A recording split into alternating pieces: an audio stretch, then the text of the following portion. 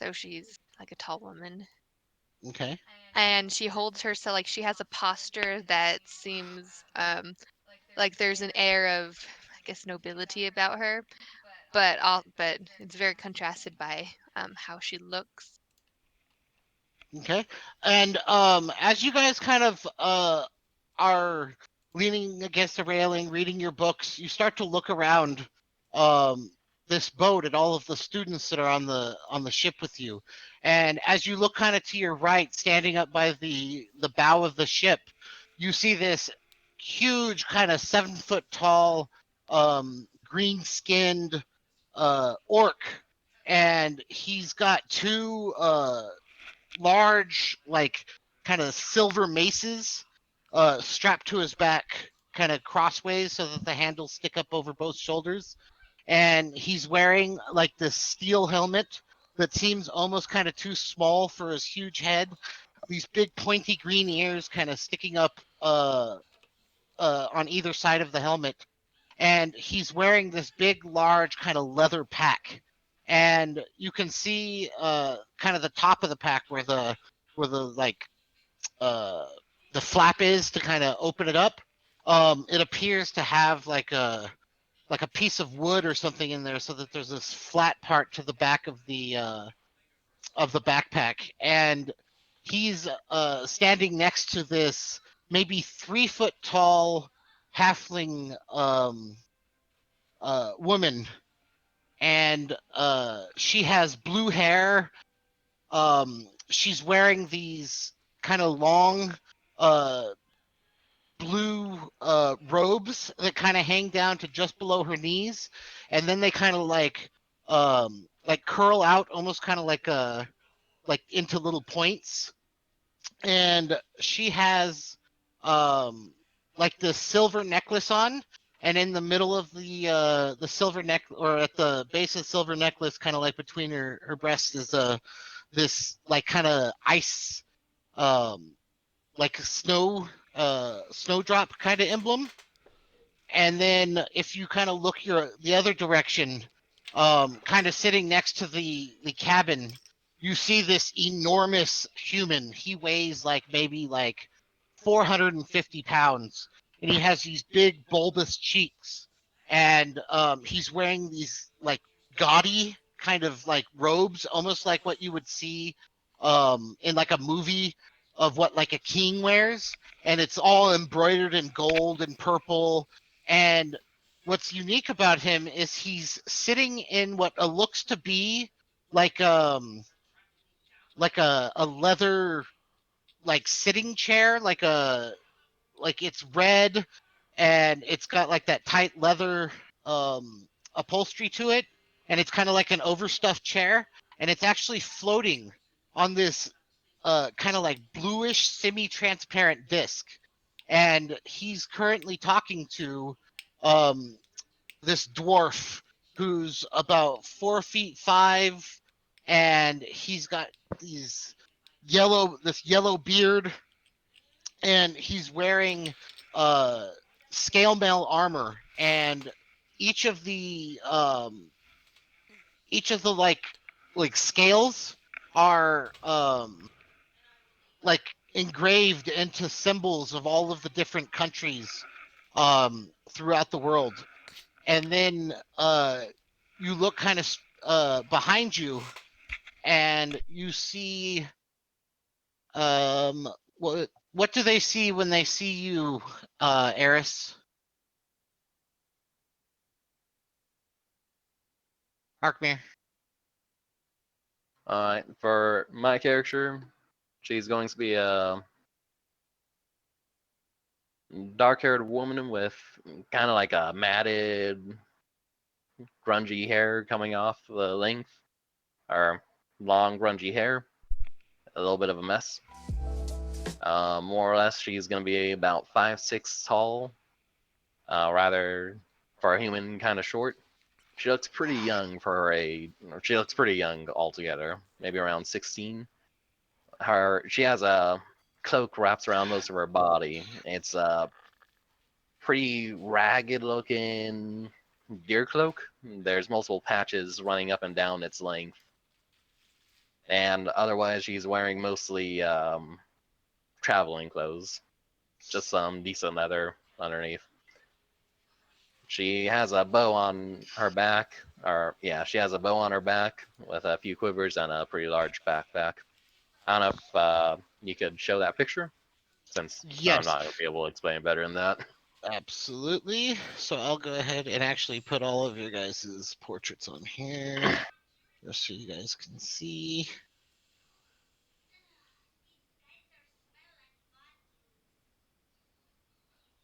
All right, here you should be at the.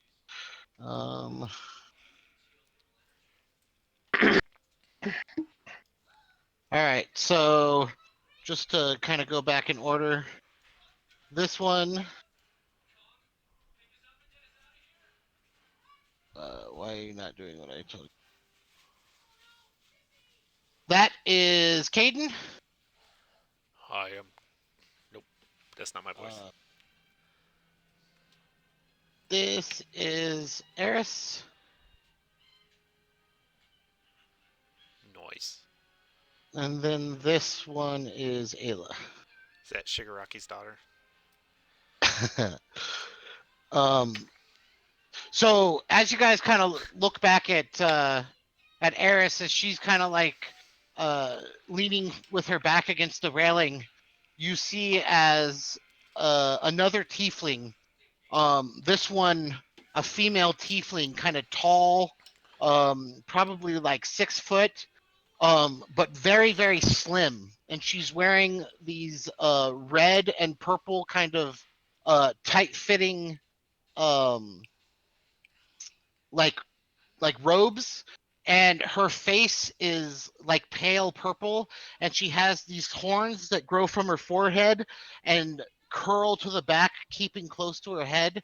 She has this long silky black hair that kind of runs down uh her back and across her shoulders and over her breast down to about the midway down her stomach.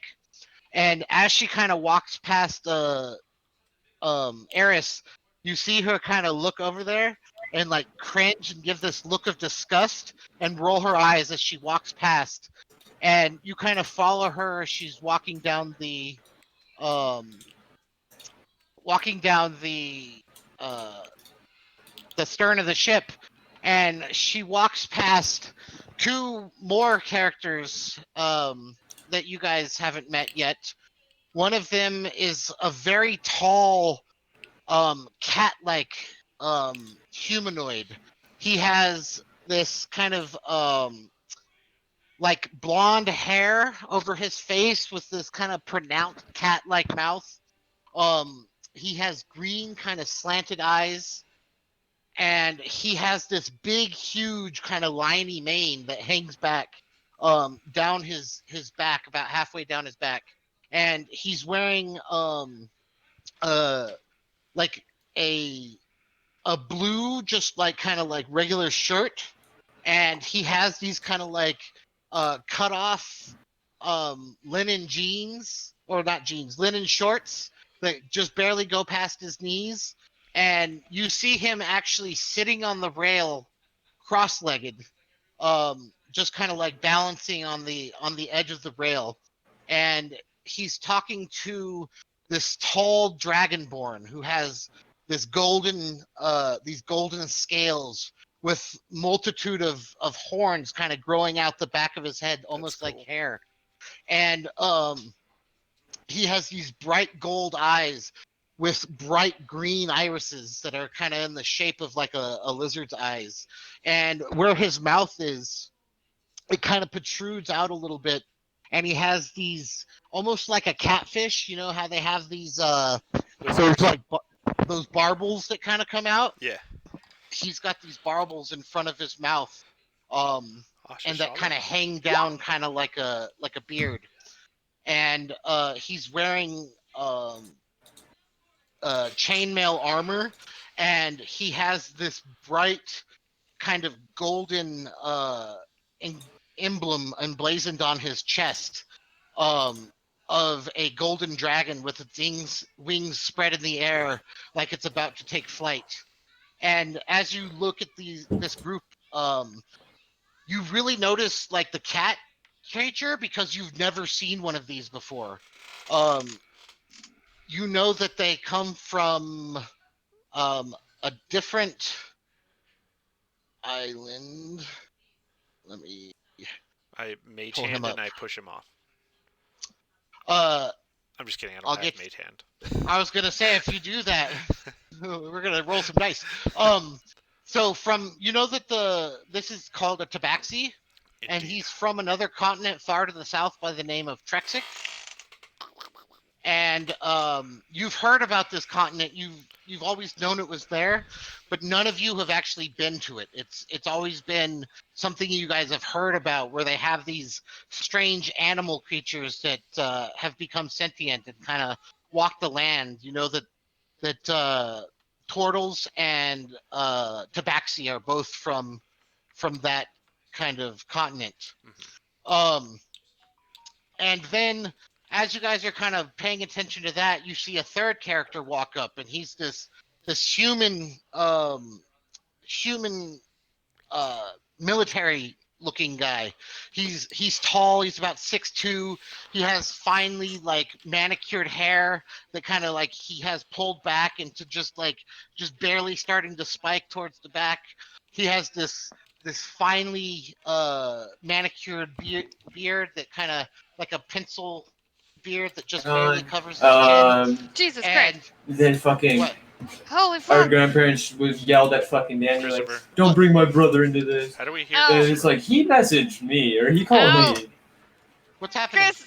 I think his audio is coming through Discord, or not Discord, Roll20. Oh yeah, it probably is, but I don't hear him at all. Why do I hear him? I hear him so loud. You guys can hear me? Yeah, I think Ow. Yeah. over Roll20. Probably, They can hear you? probably gotta go to settings and change some shit. I just muted him on roll 20. Yeah, That I'll do that. that like blasted my drums, man. How do um, you mute but someone on Roll20? I'm sorry, guys. all right, so I'm gonna do That's fun. something so you can kind of see what the characters are. So up at the top is going to be you guys, your player characters. Oh, I figured it out. Okay. By the way, why are they not showing their? Should be showing their nameplates.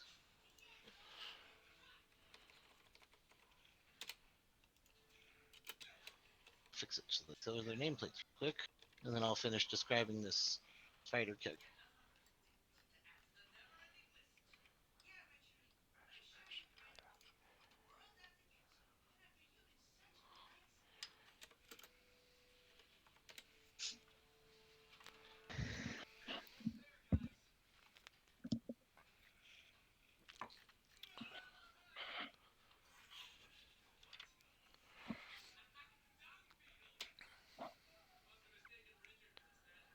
Sorry, I tried to do this before we started.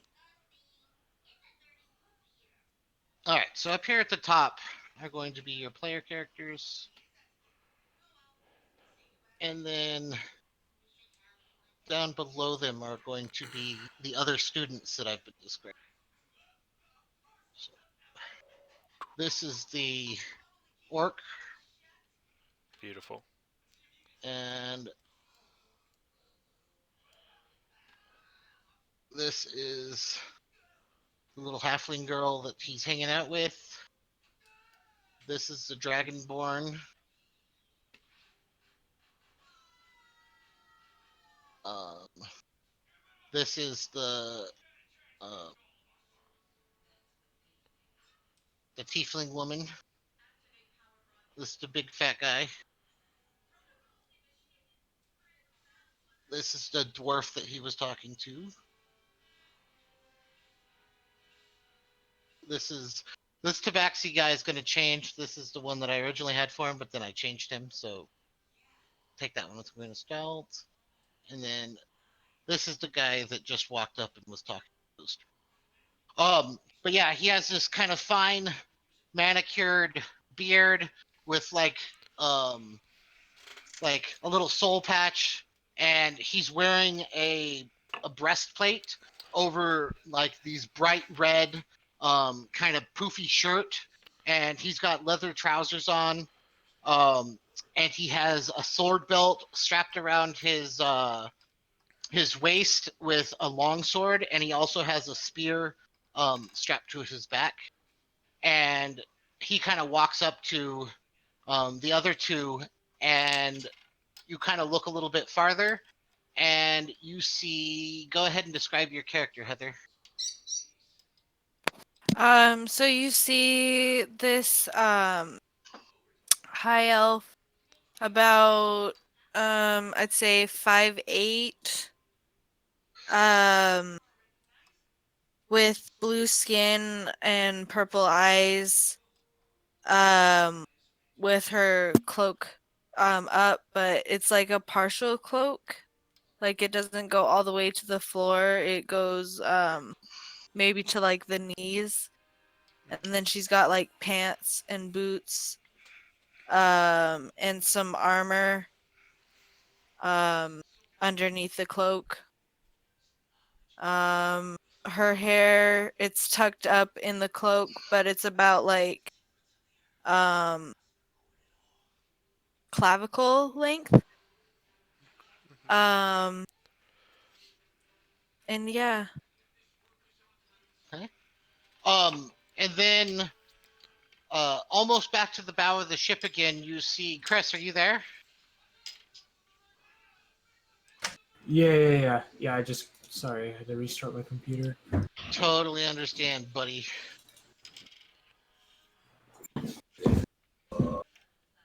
Fuck. Yeah, give me just 1 second. I'm getting back in. What's it called?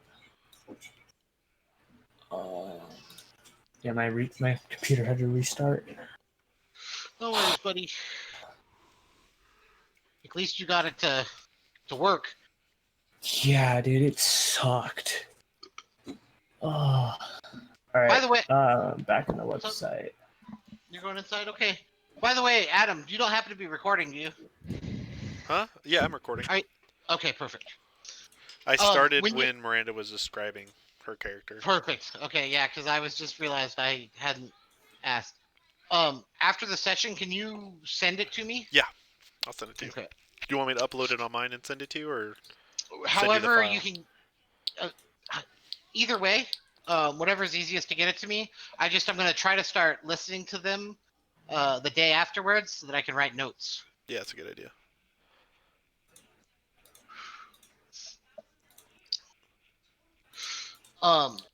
So I'll just describe some stuff while he's getting ready, and then he'll describe his character. But so your eyes kind of pass over this character that will soon be described by Chris, and you look out off into the horizon, down away from the bow of the ship, and in the far distance you see um, these storm clouds, these black, like just roiling storm clouds, and as you watch as lightning strikes down into the water, creating these brilliant white flashes, and you start to feel the wind start to pick up from behind you and blowing towards the storm, and you see like the captain starting to point at the storm and yelling at the crew members to adjust the sails and things like that. And what are you guys gonna do? Like, you guys have quite a while before you guys probably get to the. Oh, so, and within that storm, you see a tiny speck of what appears to be a pinpoint of light. You see it come, and you see a flash, and then it disappears. And then a couple moments later, you see another flash, and it disappears. And does anyone have any history with ships and stuff in this group? Besides the one you know, I mean, No. I don't have extensive No. history besides like Actually, random. Caden, you haven't been there in a long time, but you would know this. This appears to be the light from a lighthouse. Oh, okay. So a lighthouse in the storm air direction. Yes, yes. Okay. Um, so you know that you have maybe like another like hour before you guys get to where your destination is. Are you guys gonna wander around the boat and mingle, or are you guys just gonna kind of stick to yourselves until you guys um get to your destination? Is Christopher ready to describe his character? Um. Yes. You sound so confident. Yeah, I'm ready now. Okay, go for it. So am I just describing what she looks like, basically? Correct. Okay. So my character has white hair in a ponytail. It's not super long, it's kind of shortish. She's wearing actually a blindfold, so you can't see her eyes. She has like a black, like, I guess you can say, dress, like a skirt dress on, with some. The only thing that's not black that she's wearing, basically, yeah, but her Okay. boots are black. Or not black, her boots are brown because she has to find some new ones. Because that was the only thing that she did not actually, like, look for. Oh, and her gloves are also black, not white. And yeah, that's basically all that she looks like. Oh, she's very short too. I think she's 5 foot. So She's either 5 foot or 5'2".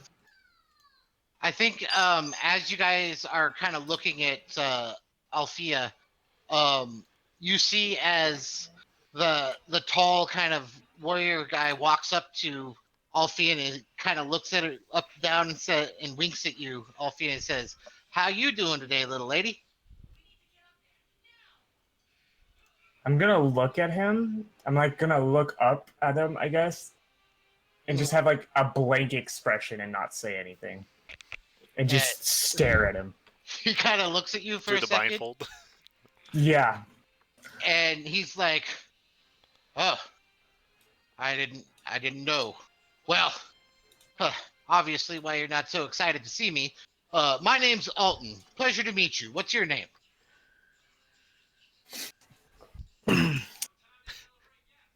Althea?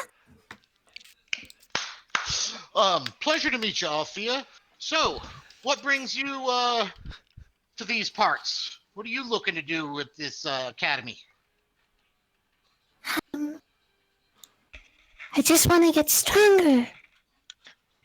Don't we all? I mean, I don't think I could get much stronger than I already am, but I love it. I think I can accomplish quite a bit here. Well, Althea, it's a pleasure to meet you. I hope we end up on the same team from time to time. And if you don't mind me saying so, you're quite a looker. I'm underage. And he kind of like steps back. He's like, "Oh, my apologies," and it just walks away. um, and as he does so, what are the rest of you doing right now? Oh, I think if I see the storm like in the distance, I'll put my book away and I'll whistle, and it'll be like you stick your fingers in your mouth, you whistle, and then I'm not gonna whistle into the mic, and then an owl comes swooping down with 4 wings and like a mask, and it lands next to me. I say, "It's I think we should head inside. I want to get your feathers too wet or struck by lightning. Let's go." And then And it like as hops on my shoulders. as you stand up, you hear from behind you as you guys start to head towards the cabin. You hear a voice behind you. "Hey, that's a pretty cool owl you got there. You mind if I take a look at her?" And as you kind of turn around, you see the kind of cat-like creature like walking up towards you, and he has this kind of uncanny grace. Like he feels like he's walking on his toes at all time.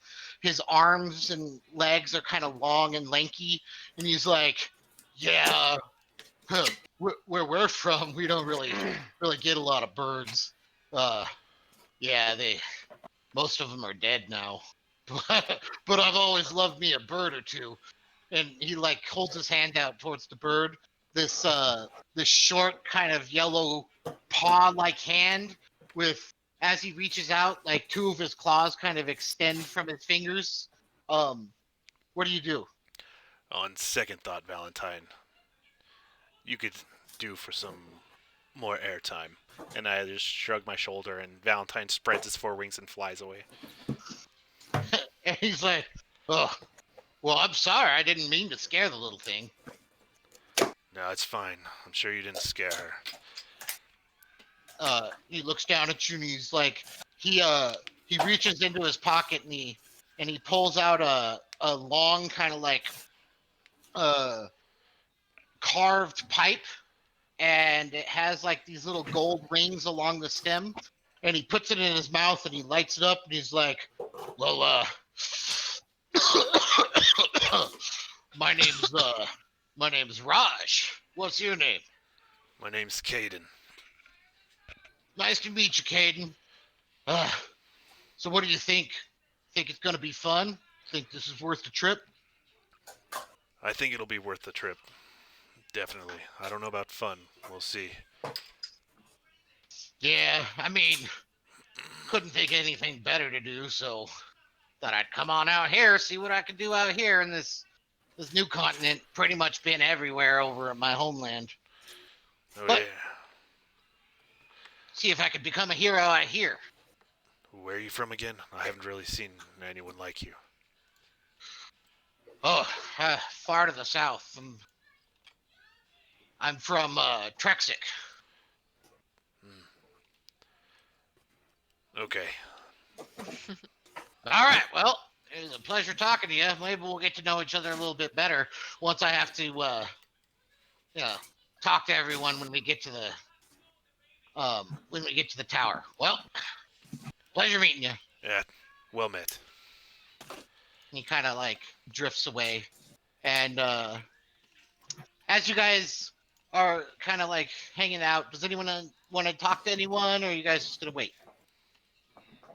I'm shy. Time to wait. All I'll right. describe something for my character real quick. If Okay. anyone's paying attention, Yeah, okay. Eris's Mhm. character is just kind of like death gripping the side of the. Damn, for a person on a ship who's been on a ship, I should be able to describe one. Just hanging onto the railing on one side, just like rocking back and forth. Every now and then, you'll hear if you're close enough, you'll hear trying to grab her hands to her mouth, just like swallow back down a little bit, and go back to rocking back and forth. I'm All right. going to see this, and well, I mean, I'm near him, right, or her.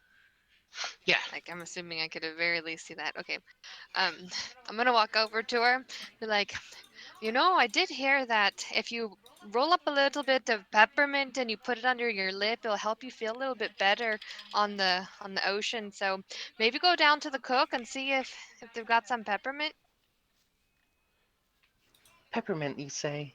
I, well, I think I'll do Oh, that. wait, actually, hmm, you stay right here. I'll go get it, Thank you. and She's I'll gonna rush away. slowly sink down onto the ground. Okay. So are you gonna head down to try to go get some peppermint? Yeah. Okay. You head down into the kind of like the belly of the ship, and you guys have been on the ship for like a month or two at this point, or not a month, a couple weeks at this point. And so like you know the It's ship pretty well, and you kind of head up to the cook, and it's like this kind of big barrel chested man, and he's currently just like sitting on a stool, kind of staring at a pot as it's boiling. And you walk up and he looks over at you and he's all, "Hey, what do you want?" um, and I'm gonna clear my throat like that.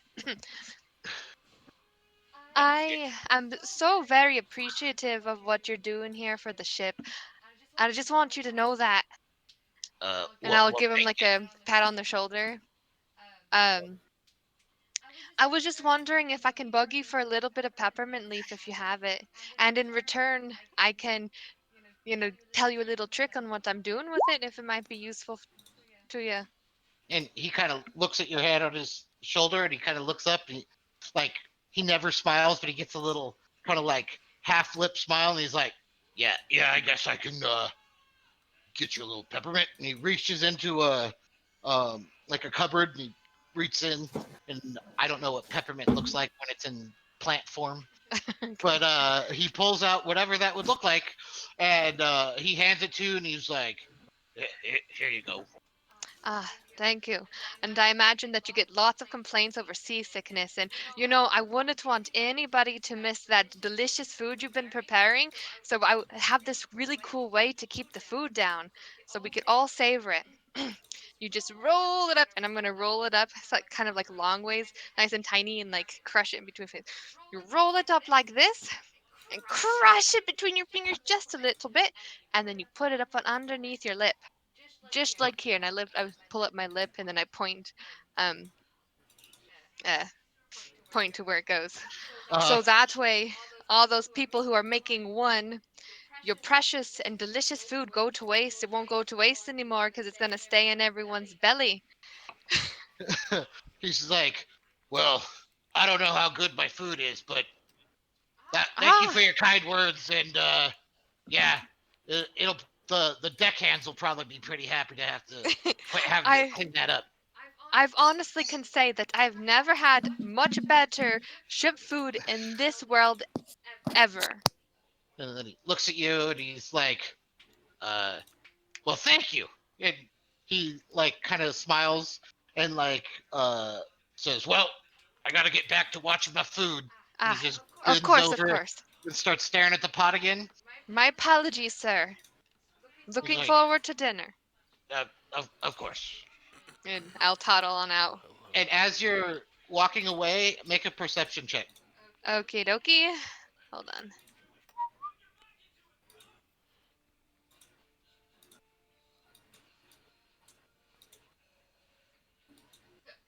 Wow. Okay. How perceptive of you. How did that happen? Um, okay.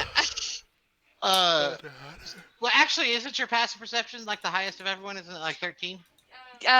Hold on a sec. Oh yeah, you should add that to your Yeah, it is character name. 13. Oh yeah, Yeah. I forgot to do that. So, Doesn't notice the I leak.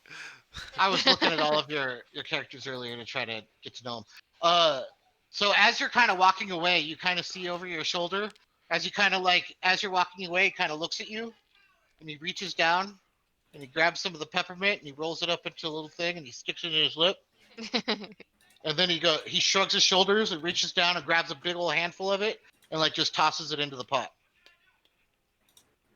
And he Uh, just tosses the peppermint into the pot. yes. He's like, well, if it works this way, I'll throw it in there. um, okay, and you kind of walk away and head upstairs. Okay. Oh my gosh, is my AC only 11? That doesn't sound right. Do you have armor on? Yeah, What kind of armor do you have? the kind that I'm allowed. I didn't unclick any armor or anything like that. Let me look at your character because Because I know we had that issue too when Mhm. my stats didn't Mine's 11 update. too. Yeah, you both are Uh, clerics too. That's weird. Yeah. Because Because we're mine is level a 1, wizard, maybe? or no, not Oh. mine. Mine is a little different. But Eris, his you know what? AC is It higher than your doesn't. guys's. It doesn't show that you have any items in your items. What? Oh, it doesn't. What the heck? I don't I have armor forgot on. I to think that's why. add stuff Yeah. since we had just gone for money anyways. Oh, remember? Because you didn't get the starting stuff. There, you have to Oh, click and drag everything onto your character. I forgot. Because I gave you To starting click gold and- instead. Okay, and how do I buy the things? I forgot. So what you can do, I have this. Let me actually link this to you guys, because this is going to be useful.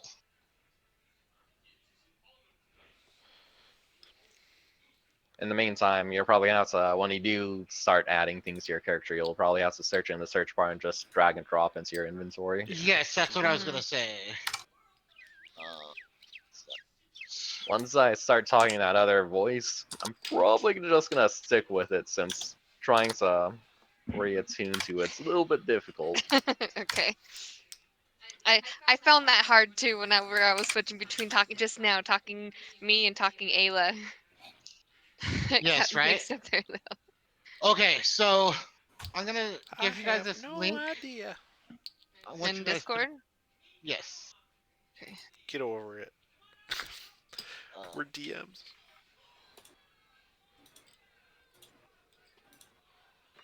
And where are you putting it? I'm putting in the voice chat discussion just because Okay. it's the easiest one to find. So if you guys go to that link, Okay. Ah, virus. and then if you click on rules, Mhm. player handbook, Well, this is cool. and then if you go down to equipment, and then if you scroll down, it has armor and shield first, and then it has descriptions for everything, and then it has weapons, and then adventuring gear. So what you would do is you would reference The that starting kind of equipment? table of everything. Yeah, but you can go all the way down. If you keep scrolling down, eventually it gets to where you can buy individual things, Mhm. and then just look at what you want, look at the cost, add it to your character by typing that in or copying and pasting it into um, the compendium search, Mhm. and then just reduce your gold by the amount that it costs you. Got it. Okay. Okay. And then you guys can buy whatever you want so that you're kind of you know exactly what your items are. Sorry guys. Thanks. No worries. This is This how is way easier than the one I So had found. we drag and copy it from the compendium, right? Yeah, correct. Yeah. Okay. into your open character All sheet. right. And And where it would we find what kind of armor we're allowed to have? so if you It look at your says it on character, your character yeah, sheet. if you scroll down on the left where you have all your Oh, light proficiencies. armor, medium armor. Okay, got it. I see. I see. Perfect. Okay. Um. So are you gonna head back up and give it to? Oh yeah, I'm definitely. Um. Oh, I'm sorry. Hold on. That was a wrong. Wrong accent there. I'll go up and tap her on the shoulder. Here you go. Hopefully this will help you feel better. And I didn't catch your name. Can I have it? Arcee's gonna reach out and take the peppermint and Oh, for and I'm shoving it in gonna, her. yeah, I'm going to like kind of while after I asked her what her name is, I'm gonna like, you know, gesture where she's supposed to put it. Before I put it in my mouth, I'm going to say, "Thank you so much.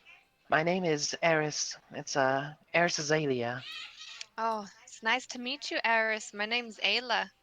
Ayla, that's a nice name. I like it. Well, Thanks. I'm gonna take this now. Oh, Thank you so yes. much." And there's gonna chow down. Okay.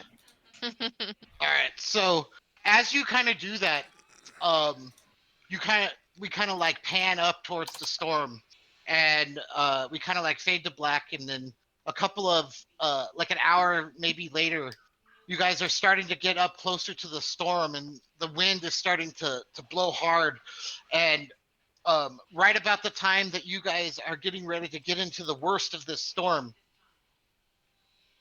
suddenly there's clear skies above you, and this lighthouse that originally seemed way off in the distance is suddenly maybe 200 feet or longer than that, but maybe like 2,000 yards away from you. And you see to the right this huge island with this big tall tower on top of it. And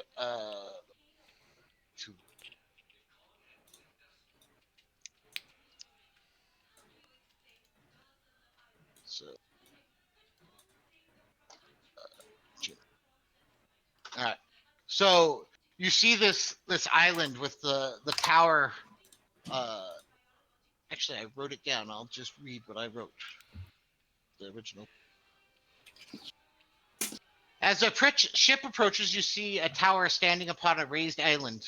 Cliffs fall away around the tower, several hundred feet to the rocky surf that smashes against the stone. A little ways to the side, another island stands with a tall lighthouse, the white stones reflecting the setting sun. Uh, the setting sun's lights. There's like this arching bridge that kind of connects from one island to the island where the lighthouse is. Um, and it's made out of this gray stone, and it has these like pillars underneath. So like the part where you walk over is like this arched kind of stone, and then underneath of it are these kind of pillars made out of stone, and you can see all along the bottom are like scorpions, like the not the animal scorpion, but like the thing that launches those huge arrows, like ballista. Um, Mhm. and then every other kind of like arch, there's a cannon. So you see about 5 cannons and several ballista lined up along the route, and stretched across the true islands is this enormous chain. Um, as it's starting to lower down into the water to allow the ship to pass. Um, the as you guys kind of pass beneath that bridge, uh, you see you hear this flapping in the air in the distance, and all of you look kind of up, and you see this enormous golden dragon as it flies over the arched walkway and kind of circles along around the Oh, he needs tower. to. Sorry. Um, and as you guys watch, it circles around the tower, kind of screaming into the air with this loud, monstrous like roar as it flaps down and lands on the edge of the tower and kind of looks down at the boat as it's passing under the arches, and it arches its neck and it breathes fire out into the up into the sky and roars before it leaps back off of uh, the edge of the tower and starts flapping its wings. It circles another once or twice, and then it drifts off um, into the horizon as you guys watch. And as you pass through these arches, you see that the tower stands upon this island, kind of in the middle, and the island is kind of in the shape of a crescent moon.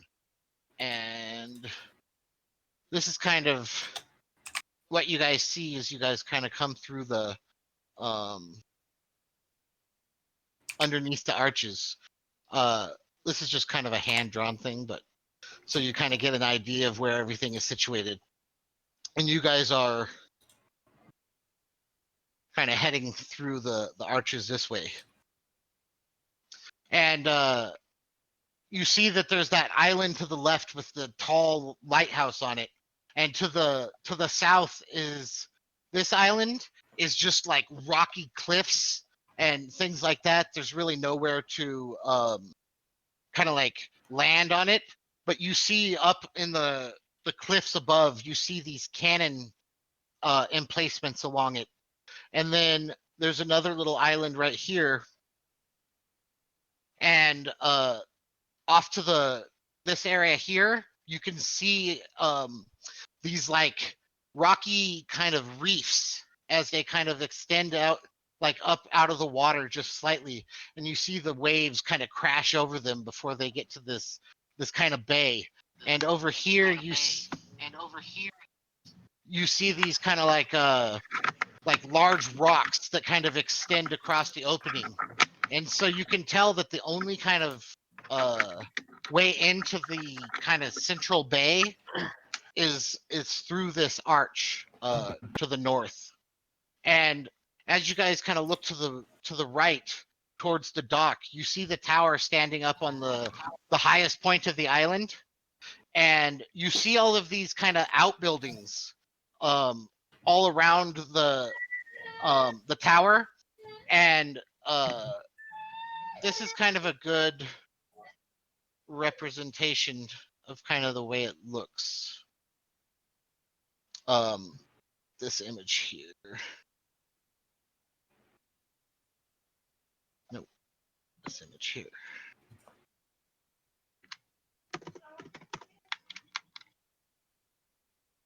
And like this is kind of the tower, and it extends down to these docks, and like there's this large manor house kind of along the cliff in the back, and it kind of extends down to this dock region down kind of in the curve of the crescent moon, as your ship kind of slowly starts to make its way towards the docks. And as you do, um the captain of the ship stands up on the bow, and in this deep powerful voice, she's this dragonborn with blue hair and blue scales, and she's like, everyone get your gear, get ready. When we get to the dock, you're expected to have everything packed up and on your person. Don't leave anything on the ship. If you leave it on the ship, it's gonna get taken with me when I leave, and it will be mine. So if you want to keep all your belongings, make sure you gather everything up and be ready to disembark as soon as we reach the docks. And she's walking down the aisles just yelling this to everybody. What do you guys do? Can you hear me? Yes. Okay. Yeah.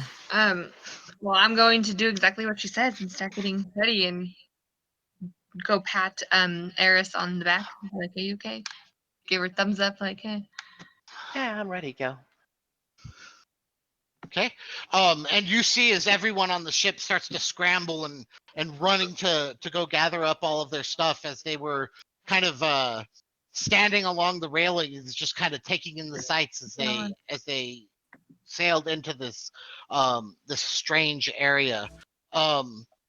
So everyone gathers their stuff, and as you guys are pulling up to the dock, you're all standing on the deck, next to the kind of like on the railing. There's a split where they open it up and they push out a gangway or gangplank, not gangplank, 'cause that's what you fall off of. I think it's gangway. Anyways, this gangway, and as you guys kind of thump against the docks, they slide up this gangway, and it falls to the dock. And as you guys look at the dock, it's fairly busy. There's definitely quite a few people that work on this dock, and there's like two other ships kind of moored in some of the other slips or whatever. And as you look up, you see this kind of like winding path that leads up to the tower. And as the gangplank slams down to the dock, the captain says, "All right, everyone, get off my ship."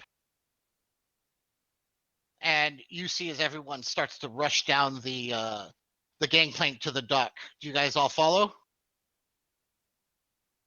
Yes. I have a question. Yeah. Is And so, the Can you hear me? good. Oh, Yeah. I have a question. Is everyone, like all those people that you showed us, are they all there for the same reason we are? Looks like it. All of them have like these like backpacks and adventuring gear and stuff that they Okay. have, and they all have suitcases. You can kind of tell the difference between the people that are just sailors, because they're dressed in like regular sailor attire, like short linen pants and like vests and short sleeves. But you can tell kind of the ones that I described you were all dressed in like uh armor and robes, and they all have like adventuring gear and stuff like that. Okay. And as you kind of line up, uh the dragonborn's kind of in front of you, uh Althea, and he kind of looks back and he says, you ready for this? This seems like it's about to start. I don't know. that voice. I'm gonna have to get so used to it because I'm expecting you to say it completely different because I'm used to hearing you, and then that comes Yeah. out, and I was like, "Who the fuck is this person?" Every time. Yeah. Anyways, We need to get Alfia to talk more often. absolutely, she's Yes. gonna be my new favorite. She isn't gonna talk often. That's too bad. Um. Agreed. So, and as you're saying this, uh, about two spaces ahead of you is the big huge orc character, and you see Lily, which is the smaller one, and she's kind of like kind of trying to jump so that she can see what's going on, and you just see the orc kind of put its hand down, and she kind of like jumps onto his arm, and he picks her up and puts her on his back, and she's kind of standing on the backpack that he's wearing. Kind of, you notice that there's a strap that she can kind of hang on to so that she can see over and see what's going on. And you guys are kind of led down the gangplank onto the docks, and as you get down to the docks, there's this human man. He's got like a dock uniform on, and he's got like this big box around his neck, connected to his neck by like this thick heavy chain, and he's walking up and down um the docks yelling, "Everybody line up! You must check in with the quartermaster before you can enter the island. Everybody line up! Must check in before you enter the island." And you see everyone kind of lining up uh to check in with um this dragonborn that's standing there with like a large book, and he has it opened, and he's holding a feathered pen, and as you guys kind of walk up to him, and I need um what is everyone's passive perception? -10. -12. Is anyone's 13 or 9. higher? Ayla. Ayla. Okay, so Ayla, as you're kind of like lining up, you kind of look up at the tower, and as you're looking up, you see this man standing on the roof of the tower, kind of on the edge. Um, and he's like, he looks from this distance because it's hard to see because he's way out in the distance, to be a very tall man, and he's wearing this golden plate mail armor, and he's holding a long glaive in his hand, standing off on the side, kind of looking down at you guys, kind of watching what's going on down there.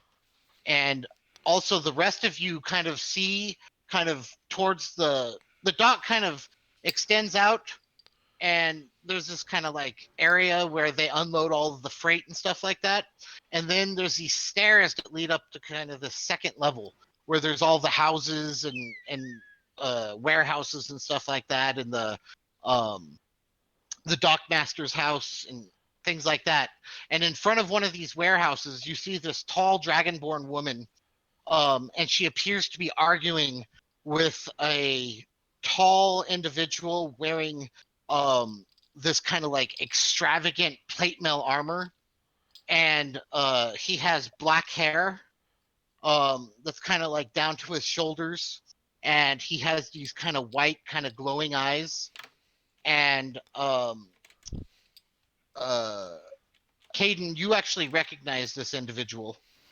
You recognize both of them actually as being Soma and uh, Thule, and you see them kind of arguing, and Thule's kind of yelling at him, kind of like shaking her fist and like pointing at him, and this is kind of going on as you guys are all lining up. Are you guys going to do anything?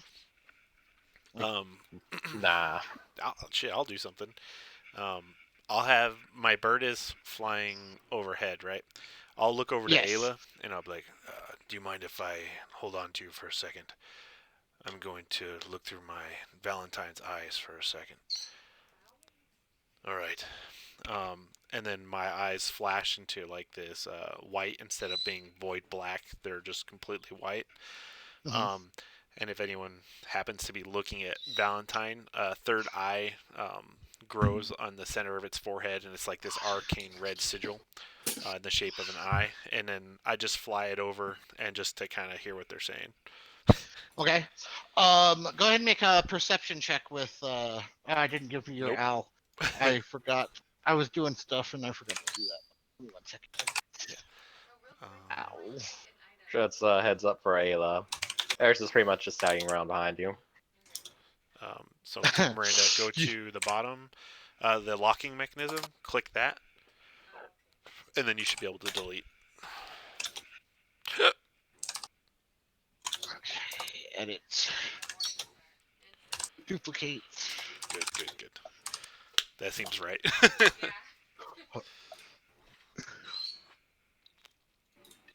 Go here. Copy it all. Edit. Yeah, 16 makes way more sense. What's Caden? Is that your name again? Yes. Caden Oba. Yeah, that's just... Adam. Yep, Caden Oba. Okay, Caden's Like Soba. owl. My name is Caden Oba Silvercloak. I'm gonna go be right back. I have to go to the bathroom. Okay.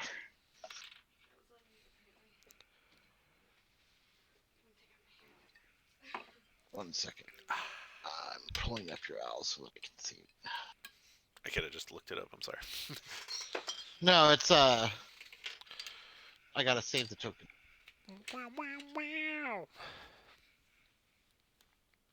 It's a cool looking owl. It is a cool owl. Back here. Owls in general are just cool looking. Well, this one's 4 wings and it has a mask. I don't remember asking. Well, that was a dick move right there. Jeez. What a jerk. I've had a bad day. Leave me alone. Take it out on Uncle. Ronan, why are you so cute? Why are you so cute, puppy? I'm going to take it out on you than somebody else. It's alright. Understandable. I'll just polymorph you into a turtle. That'd be cool, though. I know I can't do that yet. So you just lied to me. Yeah. You just made my hopes and dreams just go away. Oh shit, he's not good. Tell at you lying, what, so though. yeah. I'm pretty good at lying. Sooner or later, you could polymorph more. You know for sure I Jesus can't turn you into a turtle. Okay, you should have your owl now. Sweet. You can I edit can it. turn you into a turtle. Oh shit. I will be wary. But yeah, there's the picture of it. So I will do a perception check, and since it's not vision, it's just regular. Mhm. Oh wait, perception. Yeah. No, it's oh, hearing. or sight. Fuck yeah, advantage. Yeah, I think owls are. How do I can't.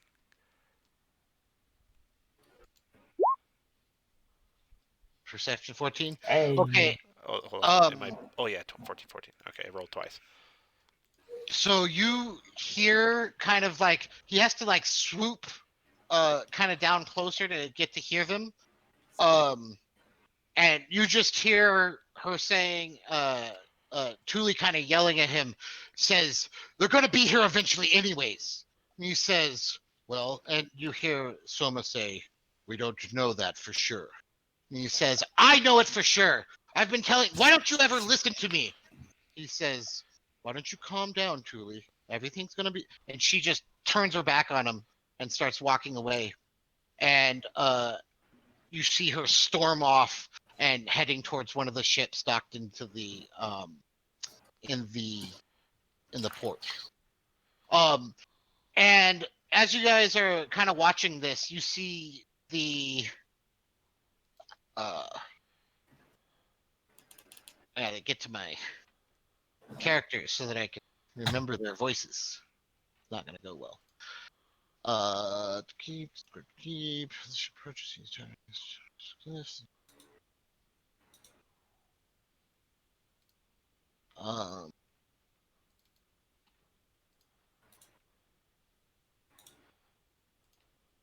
right.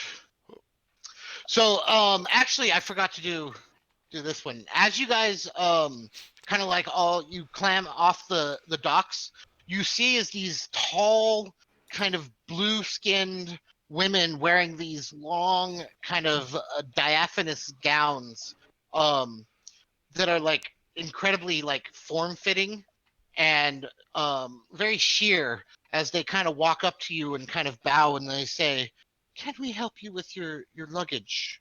And they all kind of like walk up to you and try to take all of your equipment. You guys all kind of let them. No. Okay. Absolutely not. Okay. Yeah, no. So as you refuse, they say, "Oh, pardon me. We are just here to um, bring your equipment into your rooms. Please allow us to help you carry your luggage. It's what we're here for." Uh, No, thank you. I'll keep mine to myself. just to be on the safe side. Insight check. Okay. Go Um, ahead and roll it. that is an owl. I don't want the owl.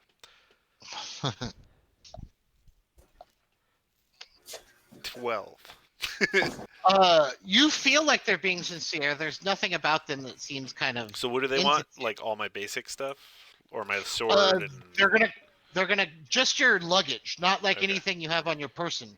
They just want to take your extra clothes and your trunks and stuff like that. And you see ahead of you lots of the other students kind of like nodding as they hand their equipment to or their trunks and suitcases and bags to these women. I hand over my bag and I just say, "Well, we're well met. Take care of it." D- And they Are they says, trying to take my katana? no, no, no, none of your weapons, just your extra clothes. Okay. They seem to be like porters at a hotel. Like they Okay. have like these carts that they're throwing like the luggage onto and stuff like that. They're gonna take it up to the tower for you. Okay, yeah, I'm cool with that. Yeah. Okay. And just for like you would recognize these people as well, um, Caden. These are the Mist I Elves. remember them. Yeah. And they appear to have become servants. That's rude. As you see like lots of people, like these Mist Elves, you see lots of them, but they always appear to be like walking up to somebody and kind of like bowing and then being given a task and they go off to accomplish this task. Um and you see as the Back. first kind of person in the group kind of walks up to this dragonborn with his book open and he looks up and he says, "Name?" And the first one is um kind of the warrior guy, the guy dressed in the breastplate, and he walks up and he's like, "The name's Alton Jax." And he says, "Oh, I've heard of you." And he writes the name down and he says, um, "Weapons?" And he says, "Well, I just got my trusty long sword here and I got my spear over here." And he actually draws a spear and spins it in a like a flourish and then like tucks it back behind his back. And the dragonborn kind of looks at him and kind of rolls his eyes and he's like, "Yeah." And he, "Spear, long sword. Anything else? Just so you know, if we catch a weapon undeclared, you will be punished." He's like, "Oh, I got my dagger over here. I got this dagger here too." And he pulls a dagger out of his belt and he pulls another one out of his boot. And he's like, "Let me think. Oh, I got this one here." And he pulls a throwing knife out of his breast kind of area. And he's like, "Let's see anything. Oh, I got this spike here in my boot." And he kind of like uh taps his heel on the ground and a spike pops out of his boot. And then he kind of like sheaths that again. He's like, "Think that's everything." And guy, as he's saying all this, is just writing it down. He's like, "Okay, next." And he's like, Alton kind of walks up towards the tower, and then next is the big orc and the little girl, and the orc walks up and he says, "My name's Anvil." And he's like, the dragonborn kind of looks up and he's like, "Ugh, big one, aren't we?" And he's like, "Ugh." And he's like, "What about the one on your back?" And she goes, I'm Lily." And okay, Anvil and Lily, weapons. And Anvil just kind of pulls uh uh his morning stars off of his back. And he says, "Ugh, I have these." And he looks up and he's like, "Morning stars? Anything else?" "I don't need anything else." He's like, "I'm sure you don't. How about you, little lady?" And she says, and she pulls a wand out of her kind of belt area. She says, just this." "Okay. Wand, anything special about it?" And she kind of clutches it to her chest and she says, "Oh yes." And he kind of like stares at her for a second, waiting for her to like elaborate. And he says, "And oh, it's very special." It's like, "What does it do?" "Oh, so many things." "Like?" "Well, I use it to cast my spells and many other things. I can use it as chopsticks if I get another stick, and I could use it to dig a hole." And he's like, "Yeah, okay. Magic wand. Next." And next is uh you, Caden, as you step up to him and he says, What is "Name." what is Lily? What is her? What is she? She's a sorcerer, wizard. No, no, What is no. she? Her Oh, she's a race. halfling. Okay. Um, Um, and you step up, and the dragonborn looks at you and says, "Name." greetings. My name is Caden Oberatus Silvercloak. Hayden. All right. All right. Weapons. I have this, and I pull out the rapier. This is piercing song, and I have this, and I pull out a dagger, and I guess you could consider this a weapon. And he pulls out a spellbook. And so the dragonborn kind of writes all that down, and he says, "All right. Um, anything else you want to declare?" Well, I guess I have a crowbar. I might be able to use that. Maybe this pen as well. Writes down crowbar. Get up. I've got horns, but you can see that clearly. He's like, "Yes, I can. Very nice horns."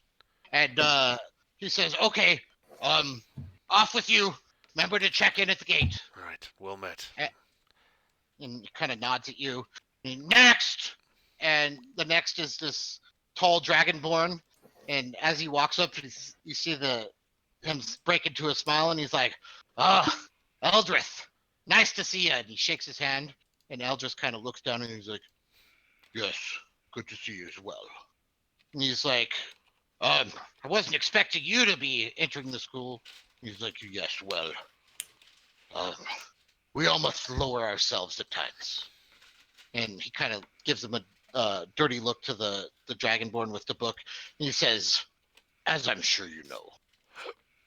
Kind of, "Oh, yeah, well, I know you, Eldris. Just go on through." And he says, "Indeed." And just kind of walks past him. And then next is the purple skinned uh, tiefling woman. And you guys notice that this time she has these two people that kind of like follow around with her. And actually, earlier you noticed when the blue skinned women were there trying to take her baggage. She kind of looked them up and down and kind of sneered at him and said, "Ah, off with you. I have my own." And you notice that these two people are carrying all of her belongings and everything like that. And the guy says, "Name?" And she just keeps walking. She says, "My name is Goru. That's all you need to know." And just walks past him. And he's like, "Wait, hold on. Never, whatever, never." And next is you, uh, Arius. And you walk up to him and he says, "Name?" "Heather." Sorry, my mic was on mute. "No worries." Um, let me just double check my. Um, I have the daggers and a crossbow. Okay, and he says, "Oh, okay." And name? My name is Arius Mavdori. Quite a name. He writes it down. And he says, "Well, I guess you already checked your weapons. Just remember, if we find any additional weapons, you will be punished." Um, Anything else you'd like to declare? Mm, do I have to declare my arrows? And he looks and he says, "Well, I assume you have arrows if you have a crossbow, but let me write that down too. Anything else?" I don't have to declare my kits, do I? Sorry. Oh, I meant to mute. He's like, "What kits are those?" The herbalism kit and the poisoner's kit. He kind of, as he hears herbalism kit, he writes that down and he's like, "Poisonous kit." You can I never got be my. too careful. Then he looks down at you and he like takes a long, hard look at you and he says, "Hmm." He writes something down and he's like, "I'll be watching you." Next! And he kind of like ushers you through. And a couple of Gervin goes up there and, "Yes, my name is Gervin Glub." And he's like, "Weapons?" "Yeah, my mind's my weapon. I don't need weapons." And he's like, "Okay." And he writes his name down. And Gervin goes through, and then you see the dwarf, and his name is Humbert, and he declares two warhammers, and then Raj comes up and he says, "Yeah, man, I don't have any weapons, just these." And he pulls his hands out, and his long claws kind of extend from his paws, and he says, "But let me tell you, these are some deadly weapons." And the guy kind of looks him up, and he's like, "Tabaxi, I know you're kind. Go on through," and heads on through, and the rest of you kind of head on through, and you guys all declare your weapons and everything like that. And as you guys start to head up this kind of winding path, um, you get to um, the front of the tower, and it has this bridge that kind of extends over um, uh, a long drop. So the tower itself is kind of built on this kind of spire that sticks out of the sea, and the island that the dock is on is kind of separate. So there's a good like 60-foot gap between the main island and the actual tower. And as you guys kind of walk across that tower or across that bridge, you look up to the tower, and carved into the front of the tower is this kind of like fresca, um, but it's like carved and painted, and it's an image of um, this paladin in gleaming armor, um, with a long uh, uh, glaive in its hand, and he seems to be standing against this lich like character with this spiked like helm on his head and these black flowing robes, and they appear to both be standing in the sky, clouds kind of like sweeping past them as they appear to do battle in the sky. And it's like the entire front of the tower is just this kind of carving of this scene of a battle in the skies above the tower. um and as you guys kind of walk into the entrance, you it opens up into this grand hall with marble floors. It's hundreds of feet long, and there's these marble columns that extend from the floor up to the ceiling. And there's these balconies on either side with these marble arches, and on along the walls are these sconces, or like the not a sconce for a torch. What are those, like kind of alcoves with statues in each of these alcoves, and they're on both sides, and each statue uh, uh, each statue is of a different character.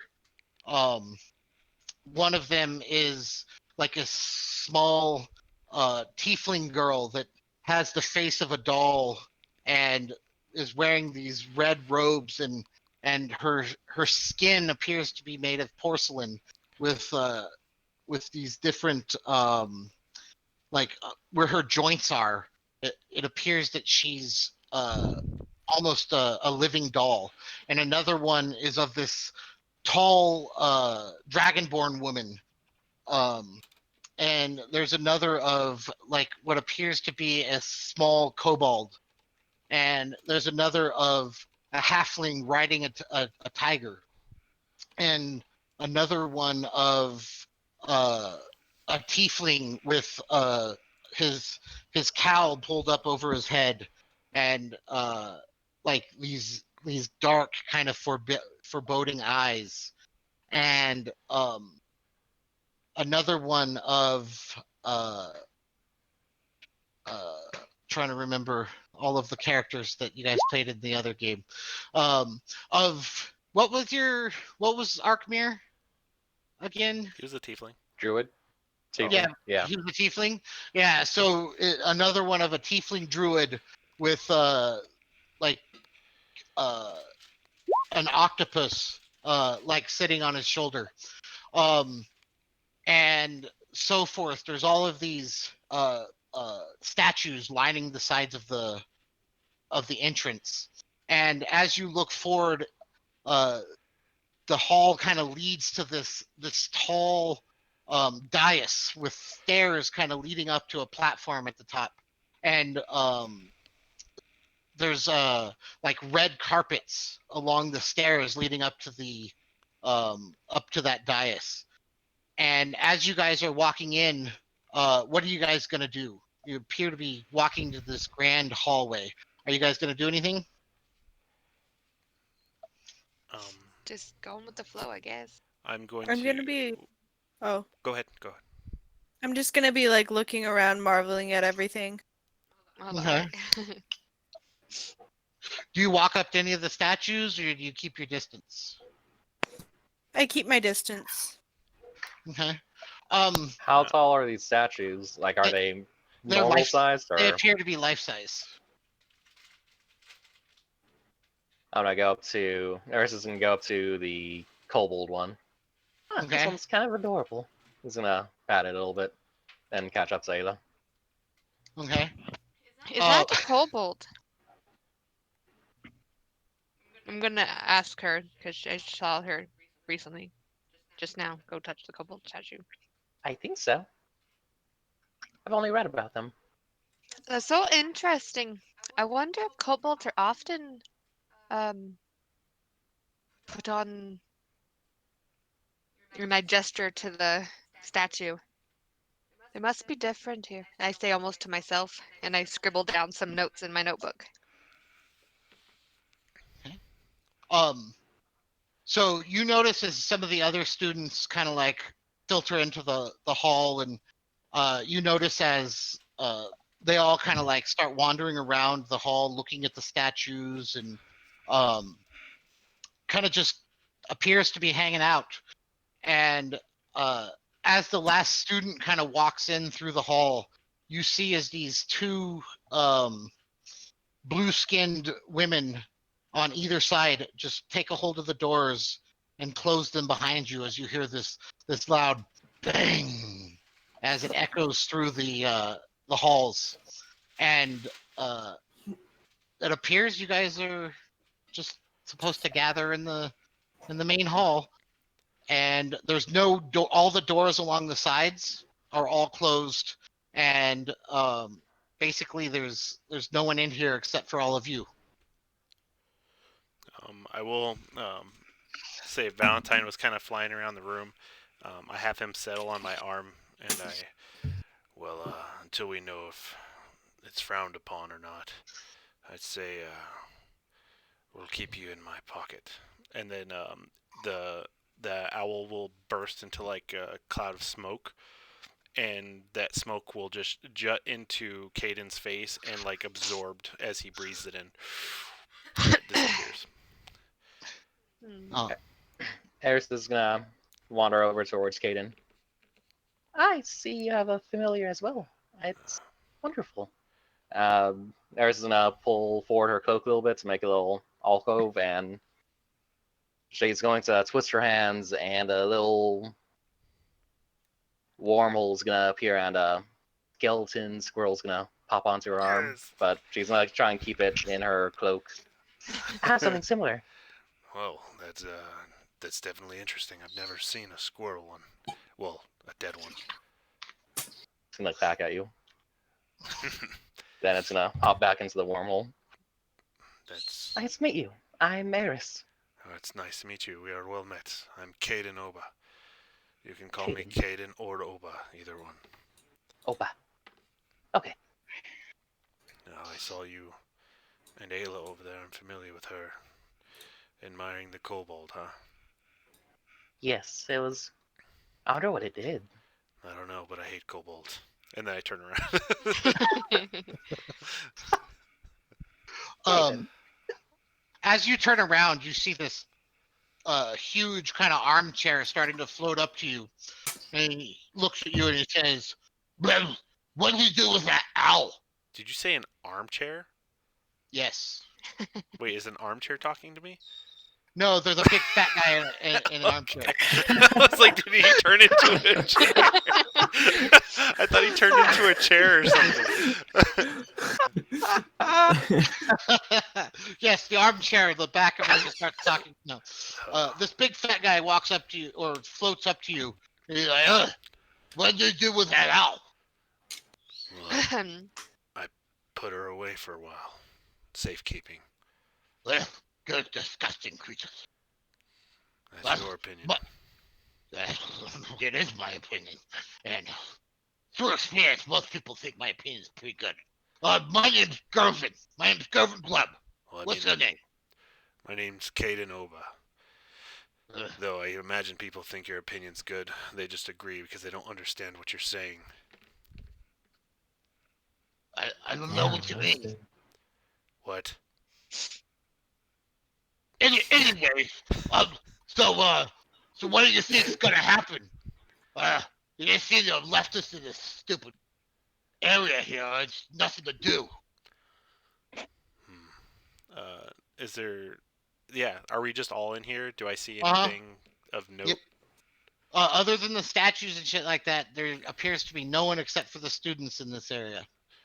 Maybe this is for us to mingle and get to know each other. Okay. Oh, go Can I ahead. can I do an investigation check to see if there's anything around me that I noticed that's off? Absolutely.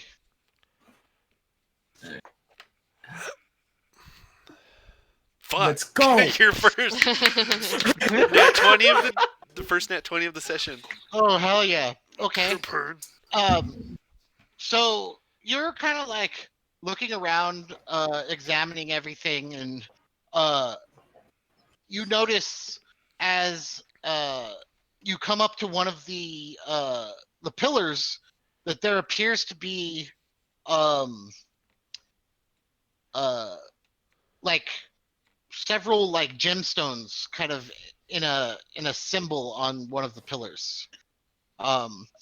Also, you notice kind of like tucked away, kind of behind one of the statues is a statue of like a beautiful woman's head, just kind of A what?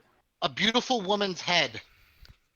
She has no body. It's just kind of like a beautiful woman's head, kind of tucked into one of the niches of one of the statues. It's not an actual head. It's a statue of like this beautiful woman's head, kind of tucked up behind the statue of the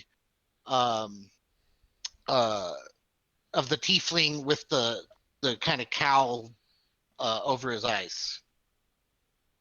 Okay. I want to try to either grab it and pull it or push it in. The head. Yeah. So as you reach out towards the head, all of a sudden its eyes turns to you and you hear boom. What do? Stare at it Constitution blankly. save. See if he gets startled. And like, does it startle you, or are you just like unaffected by it? I'm unaffected, Okay. kind of thing. And the eyes kind of look at you like, really thought that was gonna work. Anyways, carry on. How loud was that? Um, I think, how close to him are you?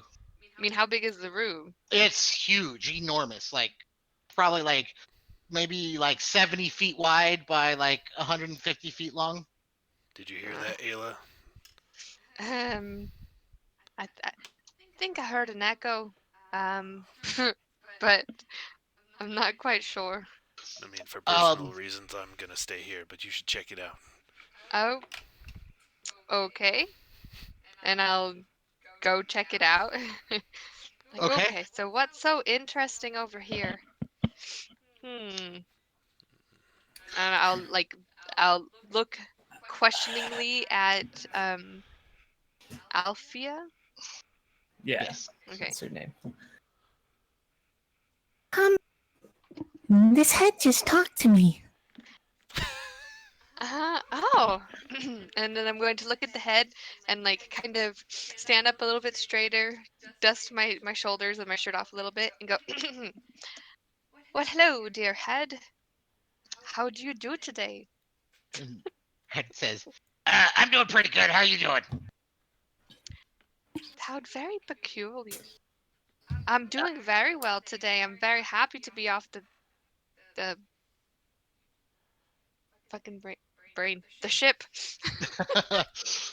Like, oh, I can imagine. I fucking hate chips. Let me tell you. Hmm. Are you an enchanted object? You might say that. What Do do you have do you know a how name? to get out of here? Yeah, but why would you want to? You just got here. What she means is, do you know what we're supposed to be doing here? Are we waiting for someone? Oh, oh yeah. I knew I forgot something. And all of a sudden, the eyes like turn back into stone, and Jesus Christ, there's a bird flying everywhere. Um, I need Eris to roll a perception check. One moment.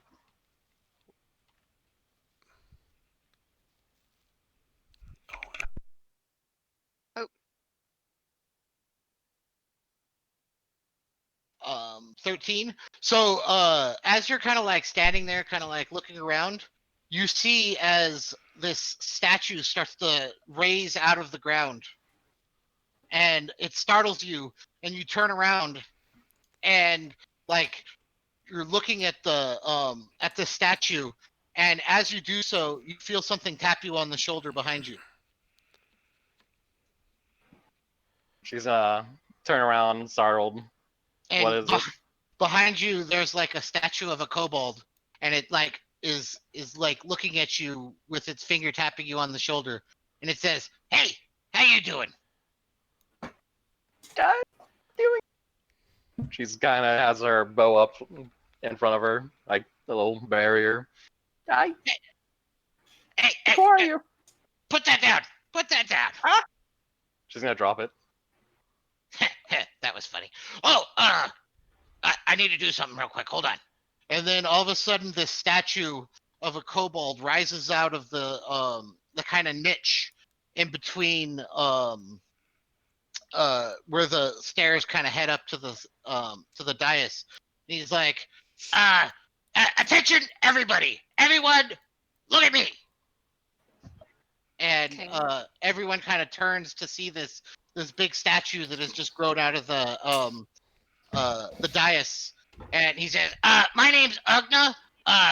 This place is kind of named after me, which I gotta tell you, pretty freaking cool. never had anything named after me before, but maybe you guys will have something named after you if you guys actually graduate and don't die. But you're probably all gonna die, so I don't care. But some of you might get through, and you guys will actually get to know me pretty well. Um, but yeah, my name's Ugna, and this is my little tower thing. And if you haven't noticed, I can kind of like manipulate the tower and make it into whatever I want because I'm awesome. And yeah, so I'm supposed to introduce some guy. Oh yeah, his name's Soma. He's the guy that runs this place. You guys should probably be scared of him because he'll like chop your head off, kind of the thing he does. He's Oh, kind of a badass and everything. But anyways, here's Soma. And as he says that, this door opens and this man kind of walks through. Were you gonna say something, Ayla? no, I was just commenting because he said, "Oh, he'll chop your head off." So I was like, "Oh, And this man kind of walks through, and he's tall. He has this black hair with these white glowing eyes, and he walks out to the center of the dais. Um, and he stands there and he claps his hands and he says, "Attention, students!" And he says, "Welcome, everybody. Welcome, welcome to Ugna's Rest and the Phoenix Academy. Um, you guys have all come here from different walks of life, and you're all here because each of you," and he kind of like makes eye contact with several of you, and he says, "You guys are all here because each of you have something inside of yourselves that needs to be awakened. Something that makes each of you unique and powerful. And it's our job here at this academy to find out what that is and awaken it inside of each of you. The classes are not going to be easy. Things will not be simple. You'll have to work hard. But if you work hard and you stick to it, once you graduate, hopefully you will be better than you were before you got here." And he says, "My name is Soma. Some of you may know me from some of my accomplishments in the past. Some of you may not. But I'm the headmaster here at the Phoenix Academy, and I will be the one judging you. If I deem you worthy of graduation, then you will become uh uh I freaking had names for them, but I forgot to write them down. Uh, Once you graduate from here, you will be considered an awakened. That's it, an awakened, and I'll get into that later. I didn't write it down, so I'll talk about it later. Um, uh, but you guys are expected to stay here for a period of time. There will be many tests in front of you, and teamwork is going to be very important. And just so you know, the entire time that you are here, I will be watching at all times. As this is your first night here, we have prepared a special feast for all of you just to welcome you to the tower and let you all kind of get to know each other. Um, uh, in just a couple of minutes, we will be escorting you to the feast hall so that you guys can enjoy your first night. After the feast, we will be escorting you to your rooms so you can make yourselves comfortable and get ready for um, Ouch. what hopefully is a long and beneficial stay here at the Phoenix Academy. Does anyone have any questions? is there anything that we're restricted from doing?" Uh, he kind of thinks about that for a minute. He says, "Well, um, try not to murder your fellow students. That would be frowned upon. Um, Noted. but other than that, do whatever you want. Just remember, we will be watching." Anyone else? Um, so you said try not to kill them? Does that mean that if they try to kill us, that we're allowed to kill them and with no consequence? Um, I guess that depends on the situation, but you're more than welcome to defend yourselves. And again, I strongly discourage the murdering of fellow students.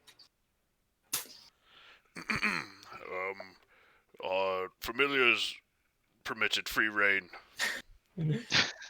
Of course, we know that you are all um, have different skills and different magical attributes, and so your familiars are more than welcome in the halls of the Phoenix Academy.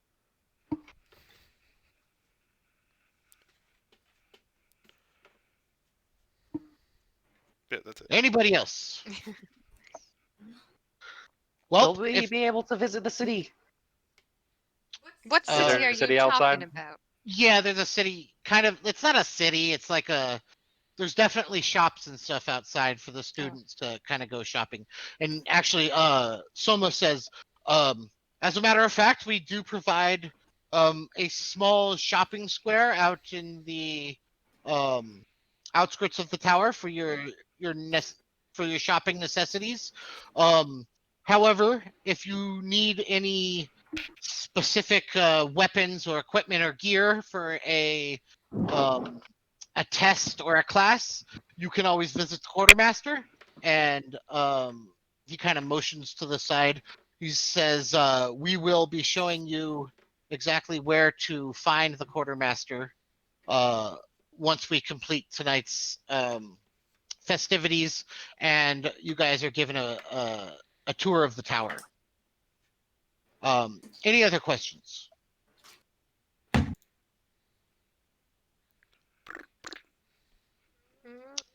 Seeing no further questions, I guess I will allow you guys to get to the feast.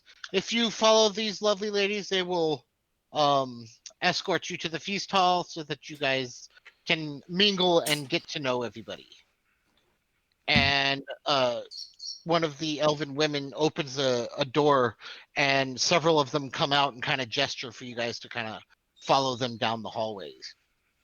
And right there, we will take a break because I have to go tuck my daughter in. So give me about 15 minutes and then we'll come back. Okie dokie. Okie dokie. Be right back. I see. Same too.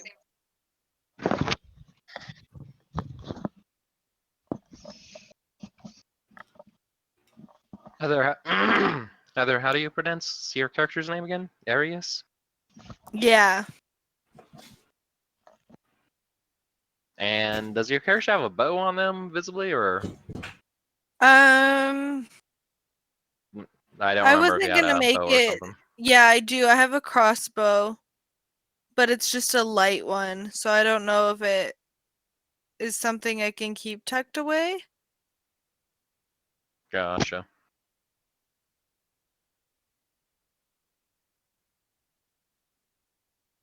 Yeah.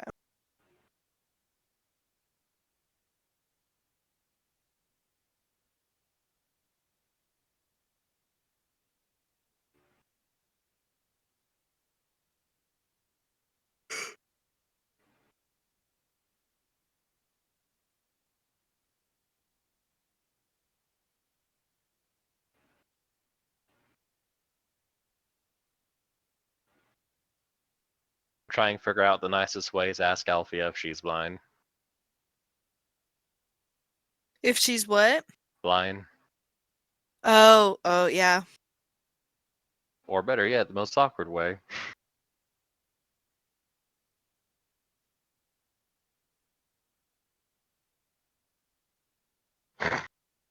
Just walk up to her and start waving your hand in front of her face. Start snapping.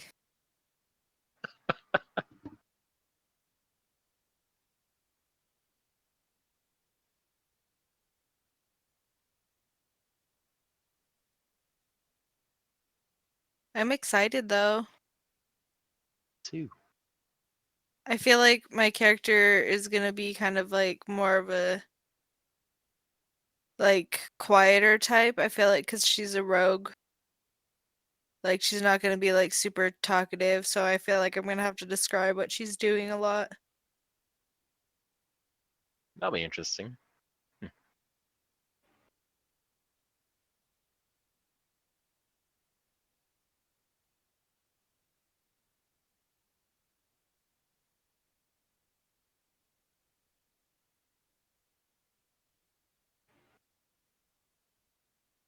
Out of curiosity, is your rogue a melee one or a ranged one? I presume range, but I could be wrong. Um, I wanted to be able to do mid-range attacks, which is why I did the crossbow, but it's gonna be more melee. I don't know how to pronounce it very well. Because I have 2 claw daggers, so like they're Gotcha. like hooked daggers. Yeah.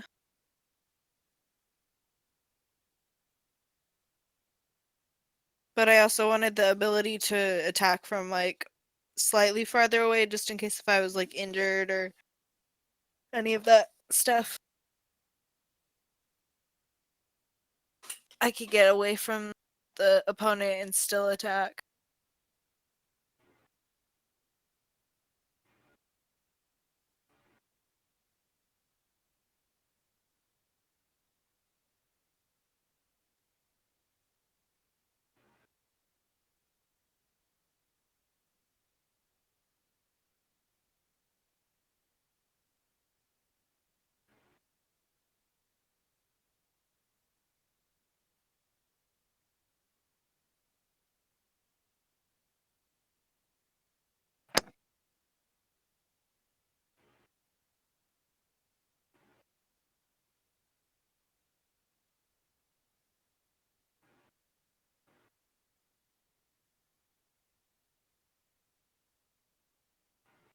Does anyone remember what Caden's owl's called? I write that down. I think it starts with a V.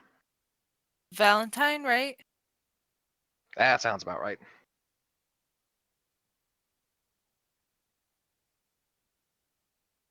Just remembered I had to come up with a name for my squirrel. I was like, shoot, what was it? So I got a new name for it. What's its name? Crackle. I like it.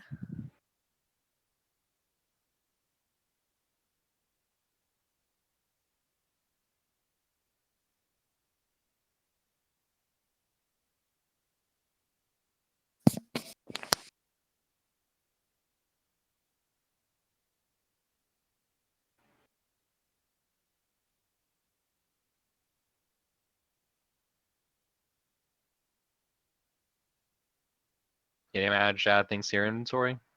Or is it someone else who was having that trouble? I was able to add this stuff this time around.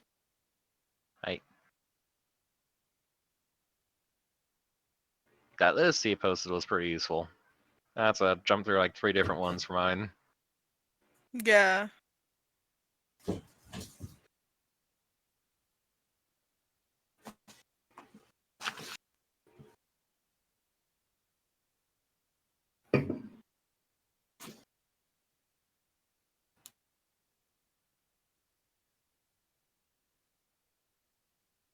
Chris, you still there?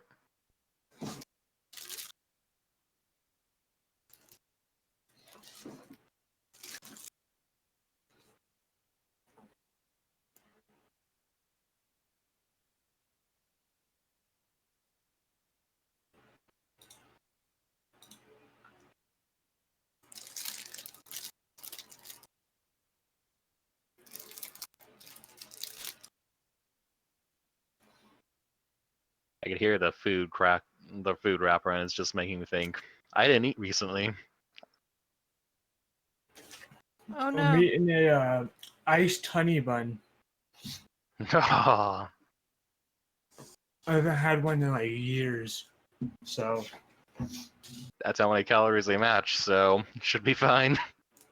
oh no, I'm like how Adam used to be, how I can just eat anything and it doesn't affect me right now. So it's nice. Damn. He said Adam's fat. Yeah, Adam is fat now. No, I just have a I'm pot back belly. now too. Uh-huh. It's all the beer As and not moving around. I'm drinking beer right now. My belly's not that bad. It is bad compared to what it used to be. I'll be right back. I want to grab something to drink. Maybe I'll find a, I don't know, honey bun down there too. I'll cross my fingers. Hey, miracles do done. exist.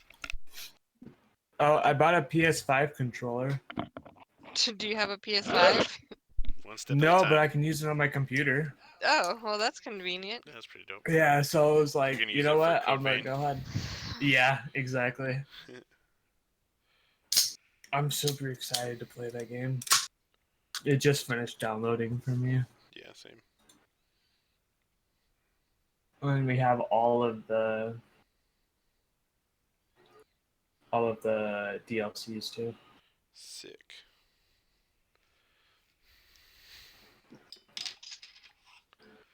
Damn.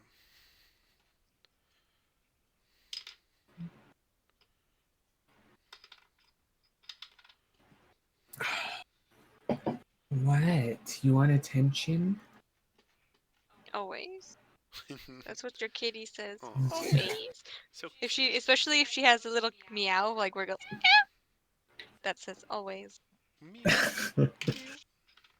She wants to play right now. She plays really rough though, so you guys gotta watch out for that. It's because of Matthew. Mm. I mean, Ursula will be Yeah? happy to have a cat to play with. Oh, I dude, heard shit. her. That's so. What I do is I'll put my hand up in like a cloth like way, like I'm about to grab something right above her, and I'll slowly go up, like go lower to her face, and then she'll meow like that, and then I'll like get her, and then she'll like freak out. It's hilarious. But if she bites you when you do that, it does hurt. So that's why I'm saying, like, you guys gotta watch out. Like, if she wants to play like that, like, the best thing to do is kind of just like ignore her so that she gets out of the playful mood. Good to know. All right, I'm back. Huh. There. You want a chip? Yeah. Is everyone back? Oh yeah. Yeah. Yeah.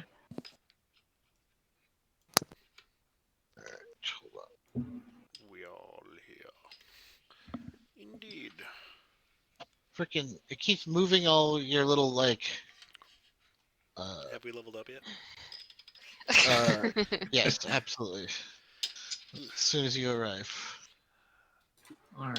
Back. I'll start getting that done right now. My name. You should definitely not do that. All right. Second, guys. Ooh, You having trouble eating that? Oh,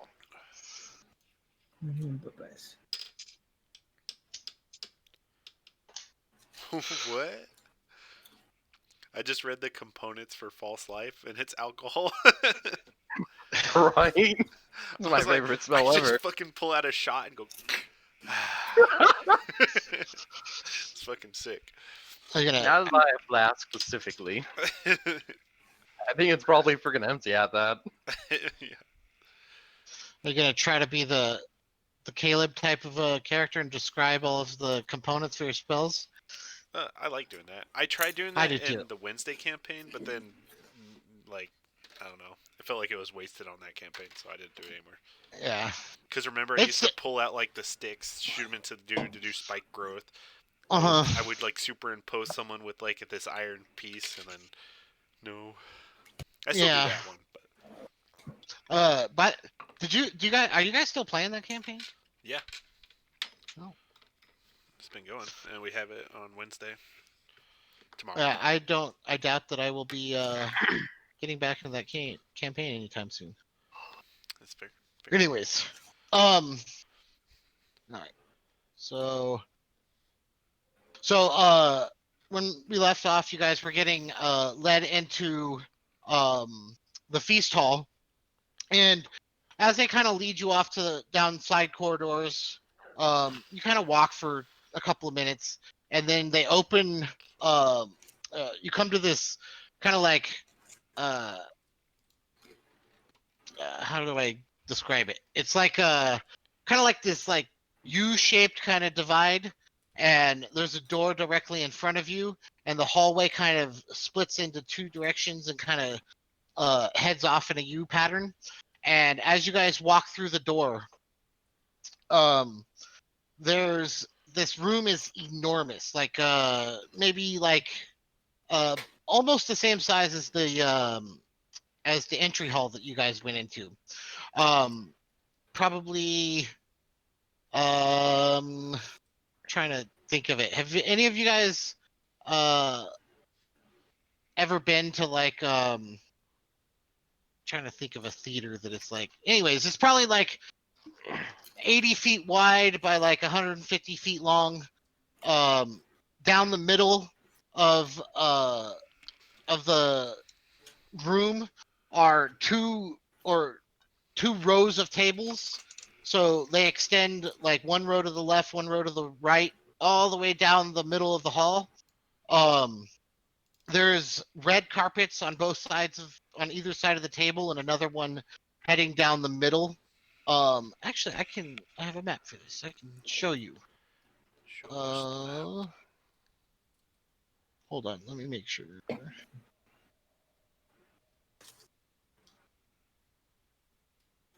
Okay. So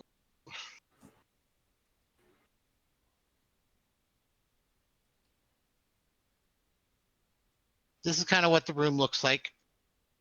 Uh, there's two tables running down the center of the room. There's doors lining um, both sides of the kind of banquet hall, and in between all of these doors is like a huge kind of like 10-foot tall painting, and inside the niches of each of these doors are different paintings of different scenes of like one of them is of uh a tiefling woman looking up at this giant blue-skinned creature as it kind of kneels down and is talking to her. There's another of uh people standing in a field as what appears to be blood is raining down from the sky, and a golden streak is falling down from the sky as this enormous giant and large bear appear to be chasing this party of people. Um, and there's probably like 10 or 15 of these just enormous paintings uh, inside the niches all the way around. And this is like uh, this room has you guys are on like the ground level, and maybe like 50 or 60 feet up are these balconies that surround the entire feast hall, and there's these tables kind of set up on these balconies that kind of extend out over the top of the feast hall. And as you guys kind of look up at the balconies, you see that there's appear to be people in each of the kind of nooks and alcoves up there, or the balconies. Um, and if you guys kind of look up towards the front of the building, there's like a big, huge balcony that kind of extends out over the feast hall. And you see Soma kind of standing up there looking down as he's leaning over on the railing, kind of observing all of you and what you guys are doing. Um, and as you guys kind of walk in, you see is this kind of army of blue-skinned women are carrying trays and pitchers of wine and these trays of like roast duck and uh, uh, roast pork and bowls of like buttered beans and trays filled stacked high with different vegetables and fruits and just food as far as you can see up and down each aisle. And just for kind of like a visual of kind of what this room looks like, imagine this, but in kind of a grander scale. Whereas down at the bottom is where all of the tables and everything are, and then up at the top where all of those kind of like pillars and arches are, that's kind of how it looks along the balconies or along the outside um of the dining hall. And there's like these tables up there kind of looking down, and if you look up along this peaked kind of domed ceiling, along the outside of the dome ceiling are these plate or stained glass windows that lets light kind of down um, into the feast hall as the sun's kind of setting. There's kind of like an orangish light that kind of like filters down into the feast hall, and all of you guys kind of crowd in there. And what are you guys gonna do? Well, I assume we sit down and eat. Oh yeah, if you want to eat, like you see as the kind of like halfling woman and the orc kind of walk up to as Lily and Anvil kind of walk up to one of the tables and kind of sit down, and the orc kind of rips a leg off of one of the turkeys and hands it to Lily, and so Lily takes this big huge drumstick from this turkey and just starts to tear into it. Um, like very unladylike, just fucking grabbing big hunks and ripping them off. And you see as um, Gervin just kind of, as soon as he comes in, he beelines it towards one of the tables, actually knocking some of the regular tables out of the way as he pulls his floating armchair up to the table and just starts pulling like handfuls of food and just putting it on a plate in front of him. You kind of see almost like a little line of drool dripping from the corner of his mouth, and you see as the kind of purple skinned tea leaf woman, Goru, she just kind of walks up to one of the tables and kind of like waves towards her servants, and this young man kind of rushes out and pulls the seat out for her, and she kind of sits down, and he pushes her seat in, and then she kind of waves her hand like dismissively as the man kind of runs to the wall and stands next to the woman as they keep their eyes on her. And you see uh, as Raj kind of walks towards the front of the room. Uh, this to actually place you guys. So Goru is kind of sitting over here, and Anvil and um, Lily are up here, and then you see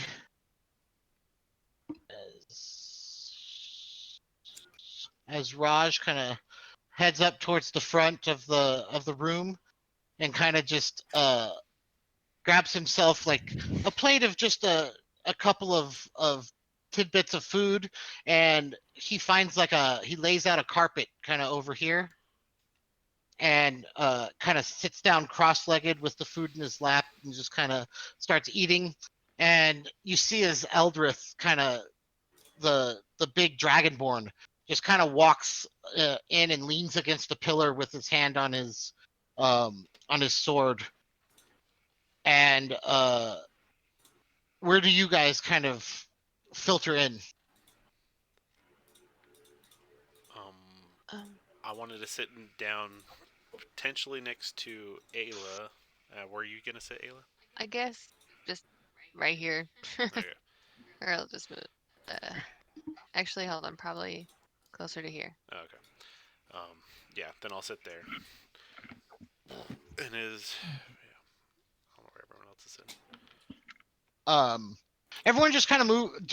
Let me ask you guys, did you guys spend some time when you guys were on the ship getting to know each other, or are you guys all super um like antisocial individuals that spent the whole time kind of on your own. I probably chatted with people.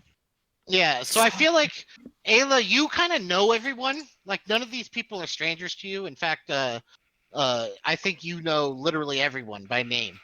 Um, Take notes. and what about you, Althea? I would assume that I wouldn't talk to anybody unless they talk to me, kind of thing. Okay, so when you come into the room, do you like find a table by yourself, or do you uh like kind of stand against the wall? Like, what do you do when you walk in?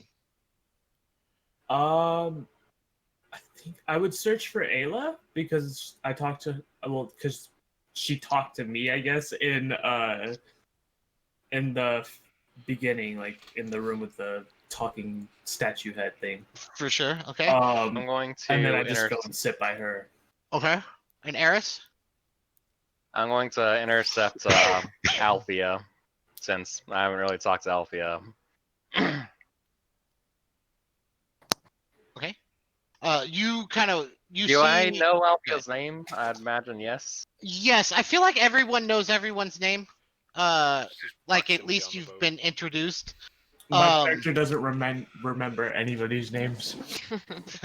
Okay. You see as Eris or as Althea starts to walk over towards the table, and as you're walking towards the table, you see as Eris kind of walks up to you, and what do Althea, you say?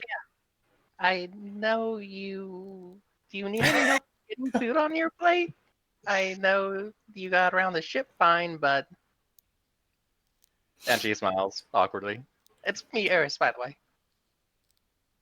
Then she waves her hand in front of your face quietly. Then gets back. I don't know. That's it. I'll take that as yes. And she's gonna grab a plate and start putting some stuff on there for you. Do you She'll like just hold her hand, or just kind of like walk next to her? She's gonna reach out for her hand for a second. Then Do you let her hold your hand, Althea? No, it's gonna be one of those moments where I I really quickly like move my hand kind of thing, and like if he tries to keep on going after it, I'm like moving, like avoiding his hand with my hand. I almost want to do that now. Um, she's not going to. After like another second of just awkwardly standing there, she's gonna bring her hand back and just. What do you like this? What do you like that? What do you like this? Okay. So you're kind of making a plate for Arius. And Arius, what do you do as you kind of walk into this feast hall as everyone's kind of finding their spots?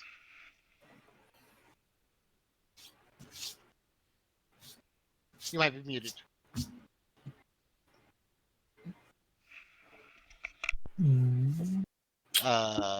Heather? Heather is there? Sorry. So what do you do as you kind of walk into this dining hall and everyone's kind of finding their spots? Do you just sit by yourself, or are you mingling with people? I'm kind of off in like the corner watching everyone.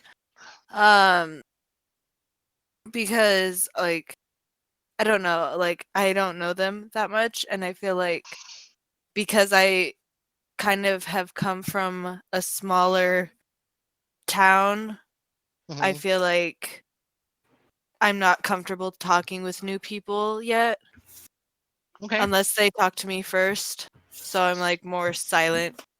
So you kind of find your way kind of over to one of the pillars, and you're kind of leaning back against the pillar, kind of people watching.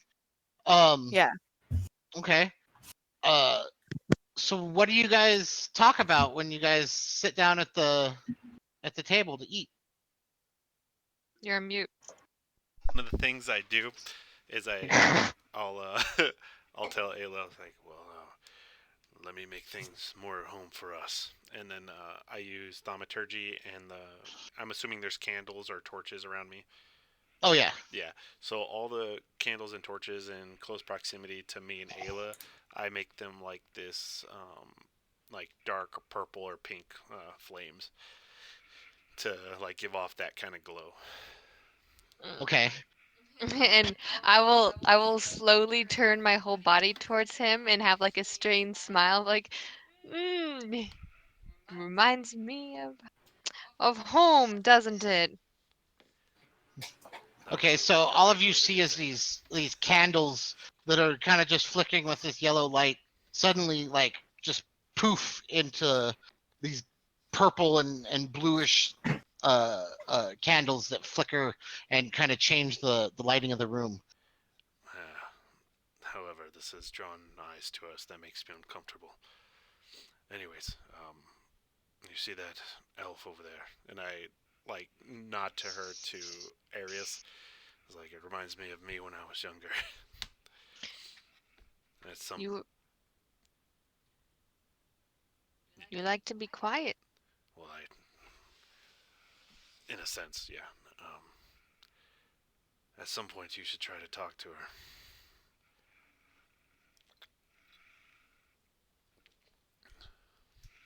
Hold on, let me see where she's at on the map.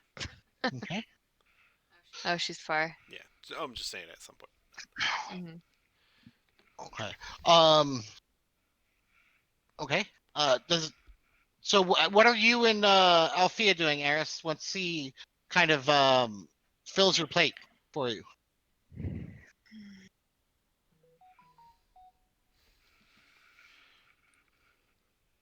Hello, Uh Eris. oh. Christopher's PC just shut off. Oh no. Does that mean I'll just speak for him then. I just see Althea next to Ayla. We just sit down and eat, I presume. okay? Gonna trap Althea Hmm. between us. I think this Uh, food is pretty good. And I kind of say it really loud in a sing-song voice. uh, and it is absolutely freaking delicious food. Like they have spared no kind of expense to put this feast on. Back in the chat, or Chris. Yeah, Oh, okay. I was just messaging you. I'm on an SSD, so it boots up fast. Sweet. Oh, okay. Do you think it overheated, or did it have to Um, update something?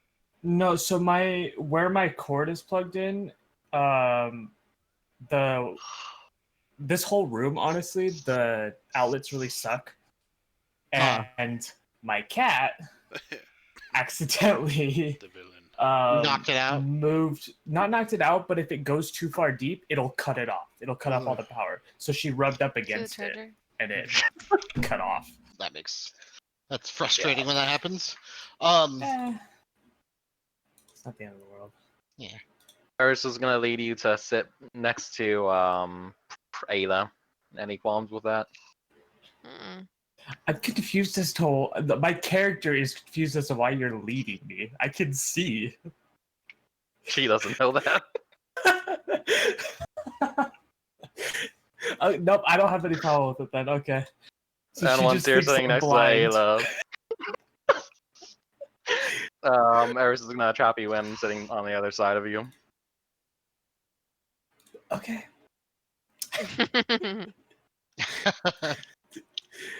Okay. Oh. So you guys are all kind of sitting there eating, and are you guys gonna like you just sit there and eat, or do you guys talk while you guys are eating? I'm I'll be gonna like, talk. hold on, Heather, is your character actually out there or are you sitting down? She's I've sat down by this point, I guess, okay. Okay. but I'm still Um, not talking to anyone. I'm kind of just okay. silently watching, listening. I'll shout out. Is that the longest you've ever been on a boat before, Arius? That's how you say your name, right? Yeah. Arius? Okay. Um, yeah, I've been on a boat pretty long before, but that was the longest, for sure, I'd say. Damn. I I hope that one day they'll find a better way for people to get from point A to point B because this sea travel and other types of travel just it's not cutting it. But at the very least, we got this wonderful table of food. As you guys are shouting across the hall, Eris is just like sinking more into her seat. It's like, this is awkward. I think as you guys are saying that, you see Eldrith, which is the kind of golden dragonborn with the horns and hair, and he walks up to me and he says, "Indeed, they do need to devise a more efficient means of travel. I can't stand spending so much time in ships. That much less time to be getting things done. Don't you agree?" hmm Oh, So much time is wasted between the oceans. well, I wonder Uh, if teleportation could prove a weakness to the tower if it was available. And as you're saying that, you see as this floating disc comes over and knocks several of the chairs out of the way, and you see as Eldris has to like step away, and he looks at the new arrival with an angry look, and Gervin just pops up to the table. He's like, "What's this has to saying about teleportation? That I've heard that this tower has a new type of teleportation. First one way though." Can Well, I anyone guess translate? I'm not quite sure what I heard over there. Can you say that a bit slower? I don't understand why you guys can't understand me. It's very annoying. I'll Mm. just talk straight into your mind if you want me to. Um, I just imagine it sounds so clear. Well, what I was saying. So he's like, and all of you guys just kind of look at him blankly. He's like, "All right," and all of a sudden, all of you hear inside of your heads this voice, and he says, "Well, what I was saying is that oh, that they had uh, developed a new way of travel. And when it's only one way, they got a teleport system. They can teleport you there, and then you're there, but you can't come back. So Kaden, the I blame you for teleport's this. there, but you take the Uh, ship back." I'm going to look at him and Can you stop talking? okay. Sir, I think I understand what you're saying, but that is one step in the right direction, don't you think? Yeah, it's pretty fucking cool. If you ask me. I mean, look at me. I want to teleport everywhere if I could. Does that mean we have to take a boat back every time? Yeah, I think that's what that Probably. means. Well, And he that's looks at all of unfortunate. you and he's like, we're starting to like you guys. I think I'm gonna hang around you guys more often. Everyone else seems to be so uptight. Can you Eris is just gonna blanch, and he can't tell because if it's talking about boats or something else. And he looks down and he's like, he grabs a piece uh of turkey from, like, he just rips like a handful of turkey from one of the birds on the table. He's like, "This is pretty good food, isn't it, guys? Yeah, I really like it. Can't believe they really gave us all this food. Really nice of them." Mm. all right? Hey, so I heard that later they're gonna be making us pair up and pick some groups. How about we form a group now, and that'll give us some advantage later? I don't know how large these groups are supposed to be, but I think I'll definitely keep that in mind. Awesome. I'll let them know that me and you are gonna pair up next time. Maybe. Eris, No, I heard you say that you wanted to. It's cool. Don't even worry. I'll handle it. Mm. I think if it's Eris, go ahead. oh, I was gonna say if it's pairs of two, I'll probably be with Ayla. If No, it's well, more, then she already maybe we'll paired up with me, consider. but maybe later. Maybe the next time. But but yeah, it's a free. What brings you guys here? Where you guys from? I need to meditate. Um, Meditate. Is that how your mind works so slow? You gotta clear it out. My mind's pretty big. I can do all kinds of things with it. See, look, and like he picks up a one of the cups, and it floats in the air, and he throws it across the room, and in fact, it kind of flies through the room, and some of the wine kind of spills all over um, you, Ayla, as he throws it across the room. Yeah, Hmm. oh, sorry about that. Garvin, Eris is gonna have a plate full of vegetables that she's been gathering up. Have you tried these yet? He's pour the vegetables towards him. And he looks down at him and he says, ugh, never touch the things. Yeah. Oh, they're really quite delicious. You should give it a shot. You might enjoy it. When I was a child, I used to definitely not like my vegetables either. Yeah, Um, disgusting, disgusting things. Why do they grow out of the ground? Why do you eat something that grows out of the ground? I don't have a good answer for that other than maybe it might taste good. Maybe Uh, it keeps your teeth in your head. as this is going on, you see Eldris just kind of looking at this guy with this look of disgust, and he looks at all of you, and he looks at him, and he just turns and walks away. I'm gonna watch Eldritch go and get an idea. What is I he think again? I see some Dragonborn. Okay. Oh, that's right. I think I see some vegetables on the other side you might enjoy. Let me go grab them for you. And Eris is gonna go over here and sit with Eris. Arius. Okay. And he just kind of like watches them go, and like vegetables. Ugh, that's fine. That just means me and you three can talk. Arius, don't mind me. I just had to get away. I'm gonna get up and leave. Like I don't know where I'm going, but I'm leaving. he watches you go, and he's like, "What's with him?" Well, I'm not I sure. think she got a bellyache and needs to relieve herself. That makes sense. I get a bellyache sometime. Let me tell you the story of the last time. I was at this place out in Quiblisca where I'm from, and I was eating this freaking. It was a hog of some kind, and I was like, I ate like 3/4 of that hog. Oh, let me tell you, I had to float my chair into the Oh, I heard into there the was porta some potty, vegetables or over here. what are they I'll be called? back. Into the outhouse, and oh man, let me tell you, I was in there for like. Oh, where's he going? I have to go check out these vegetables over here. Wait, where'd my characters? He's like, well, Vegetables! I'm glad they're gone. He's like, I never did catch your name. It was Ayla, right? Let me tell you, you're a looker. I don't have the silence spell. I'm sorry, honey. um, I will like put my hands together, nod cordially, like I do thank you for that fine compliment there, sir. Um, Yeah, but you're I welcome. do have to admit it makes me quite uncomfortable. I'm not used to the attentions of this. Oh well, don't worry about it. It's nice. I'm a nice guy. It's okay if I'm nice to you. Mm-hmm. Yeah. You want some of my chicken?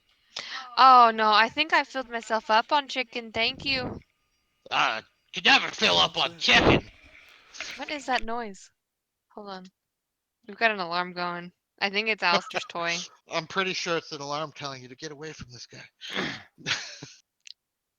I'm trying to like I am trying to establish my diplomatic upbringing. Diplomatic, Yeah, that's absolutely. what I mean. That's the word. Times he has to resort to violence. If I had Just saying. Uh, dispelled magic, I would have dispelled his chair by now. as you guys are kind of talking, you see as Alton kind of walks up and he says, "Hey, Ayla, weren't you gonna tell me about that painting we were looking at earlier?" The the which I mean I saw a lot of paintings. Which one were you talking about? You know, the one that we were talking about earlier over there. Oh, yes. I thought I recognized the artist and I was going to be asking around for it. That's Yeah, right. so like I noticed something about that picture. Could you show me real quick? I know Oh, you like art and stuff. oh, sure. And I'll look over at what's his name again? Gervin. Gervin. Well, if you could excuse me, Gervin, I'll talk to you later, probably tomorrow, because I think we're going to bed after this. But it was a pleasant evening chatting. Oh, look, I'll be here. Just you want to come back and keep on talking. And Alton says, "Oh, she may be back," and leads you away. And as you guys take a couple steps away, he kind of leans over and he's like, "It's hard to get away from that one, isn't it?" I'm starting to think that, yes. Uh, and Thank you he's, for no, thank you no, for that. don't worry about it. That's just the kind of guy I am. Um, so, uh, I've met you on the boat, but I don't really know much about you. Where are you from, Ayla? Oh, here and there. I've been so many places I can't say. If anything, I call home. Uh, I know how that is. I'm an adventurer myself. Been all around this world. Joined the army. Got to see some time on the front lines. Uh, Done a lot of traveling myself. Have you ever been up to the Dragon's Reach? And that's the area where Cadron Yes. lives. Yeah. Yes, I have been up there. Yeah? Where to? I'm from Norioni myself. Oh, I went to a small little place just east of you know me. Uh-huh. It's like, I don't oh, have the map in front of me. I don't know. yeah, for sure. Uh, Here. Um, It's where are okay, you from again? You told me, but I can't remember. East. Oh yeah, never mind. Ignore me. He's like, oh okay, yeah. Yeah. I was gonna have to join the Paladins out there. Uh, Before all this happened, but I decided with things going downhill, I had to get out of there. Um, Ah, yes. how'd you get out? Were you there once the king started going crazy? I left a little bit before then, actually. Oh, okay. Well, that was a stroke of luck. Let me tell you, things have gone to shit real fast. Yes, so I've heard. Um, and you guys kind of walk away um from the table, and Alfia, Arius, and Caden, what are you guys doing? And Ayla, do you go over to them or do you kind of hang out with Yeah, I'll meander to them too okay. with the dude who. Yeah. And so you guys walk up and Alton's like, "Oh, how all you doing? I had to save your friend here from that Gervin. Man, he's a character, right? My name's Alton. I think I've met all you guys on the ship." Indeed. Thank you for Ayla's rescue. It was quite timely. No problem, no problem. Well, it was a pleasure spending some time with you, Ayla. Hopefully we'll get to know each other a little bit better as time goes on. And he kind of like bows to you with like one hand on his hilt, one hand over his chest, and he kind of bows and I'll kind of nod nods back. to all of you and takes his leave. Um so Question. yes. If I were to cast a spell, how I guess if I were to cast a spell and I was trying to be sneaky about it, would it be apparent that I was the one who cast a spell even if it fails, or is it like a homing beacon spit on me? Are you asking out of character or in character? Out of character. So like just in this area or in the life in like the world? Yeah, I guess I'll go with Can this you area specifically. stealthily You have no cast a idea spell? whether people will care if you cast magic here because nobody has. Well, Gervin used his magic and it didn't seem to really bother anyone. Let me be more specific. If I were to cast Cause Fear on Gervin, I think you'll be able to tell it was me or not. Um, so he won't be able to tell it was you if he fails or if he fails the saving throw. But and let me give you the answer. You can certainly try. Fair enough. I'll I hold it think you as should a do last it. resort. Backup weapon. For Okay. sure. Um, yeah, you basically I'm gonna try a little bit more to just go ahead and try it, see what happens. Sounds like a plan. So what are you guys doing now that you guys have gotten yourselves away from uh Gervin? Are you like, do you guys want to mingle with anyone else? Or are you guys just gonna kind of sit around until something happens? I mean, I'm down to role play just a little bit. Okay. Um, Does oh god. I mean, if you wanted to say something. No, Uh, not really. Okay. Arius, your name was right.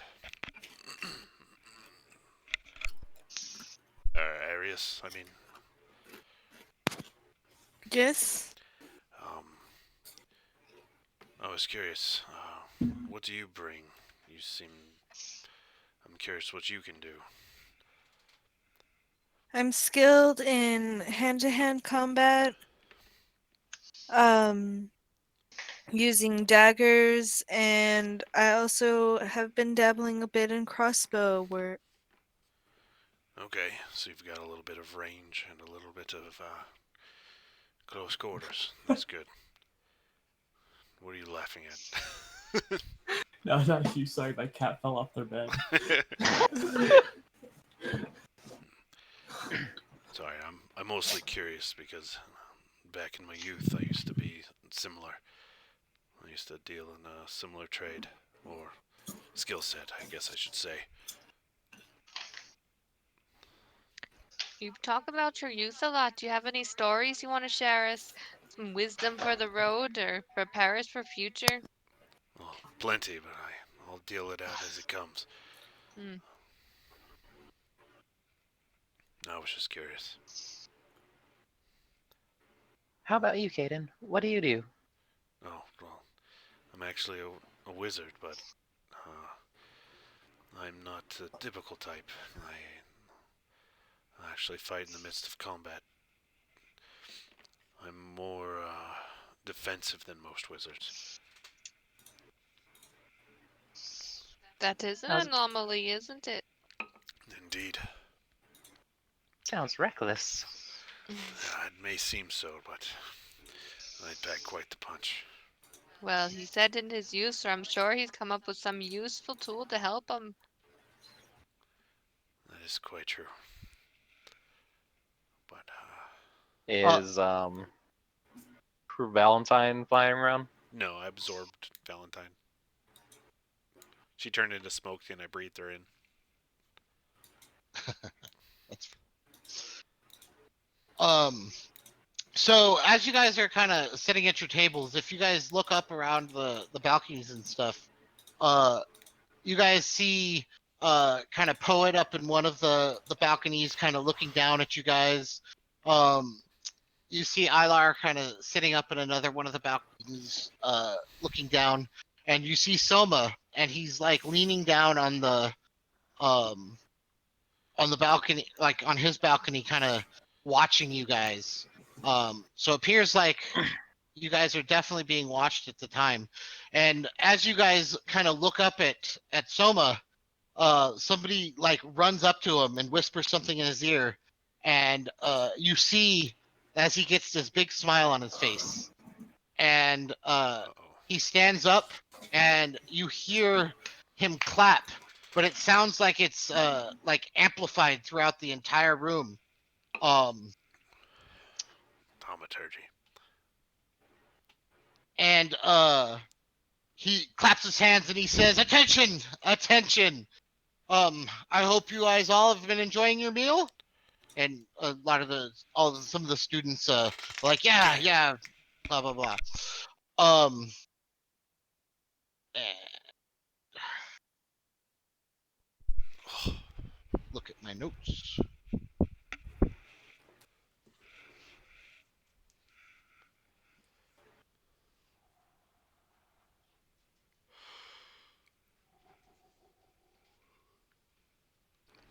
And he says, "I hope you've all had a wonderful evening. But I must tell you, I've not brought you here to celebrate. We've brought you here to test you. You're here to prove yourselves. You're here to be tested. And he kind of laughs and he says, and this, this is your first test. And he kind of raises his hands, and the lights in the room like start to dim. And all of a sudden, you hear this boom, boom, as the doors start to slam closed. Are you guys going to try to do anything? First one set of doors, and then another set of doors slam closed. Eris is going to get up, stand up, and back up a little bit. And discreetly, she's going to grab a hold of a snake amulet on her, holding her cloak together. And if you're paying attention, I don't know if anyone is, it's going to slowly wrap around her wrists and bite her wrist a little bit, then sink back into position. And as you see this, you hear another boom, and then the last four or five doors at the same time close. Boom! As it echoes through the hall. And then suddenly there's silence except for soft cries of alarm, like gasps and like people like muttering to each other, like, what was that? Oh my god, what's happening? What's happening? Ayla's gonna take out her shield. And you see as Anvil, he pulls his morning stars from his back and he says, Lily, get up here. And he grabs her, lifts her back up onto his shoulders, and he says, Anvil smash. And she takes out her wand, and you see as ice starts to form around the handle of her wand and up one of her arms. And you see as Garvin kind of like floats his chair up higher, and suddenly you see as this just barely blue translucent kind of circle surrounds his chair. And as you're watching this, all of a sudden, instantly, the lights all go out and you're plunged into darkness. What do you do? I'm gonna cast light on my katana. Okay, Nice. so all of you see as this light erupts as you see Elvie pull out her katana, and the light starts from the hilt and slowly grows up the blade of the weapon until it starts to gleam. And all of a sudden, to the left, you guys see as three round orbs just burst into the air, into these three orbs as they kind of like float around the ceiling of the keep as somebody casts dancing lights. And it's silent and nobody moves for a couple of minutes, and everyone's just kind of like backing away towards the front of the room or towards the center. And then distantly you hear the sound of laughing, and it's far in the distance right now. Does anyone want to make somebody make a perception check? Okay. And I cast False Life as well. I open a flask that's on my hip, and then black smoke. I just suck it in. Okay. So Ayla, you hear like this echoing sound as it kind of reverberates off of the walls.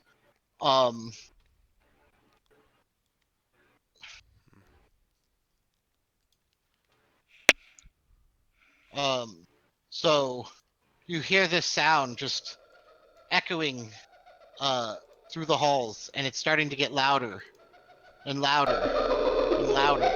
And it's the sound of this cackling laughter, like,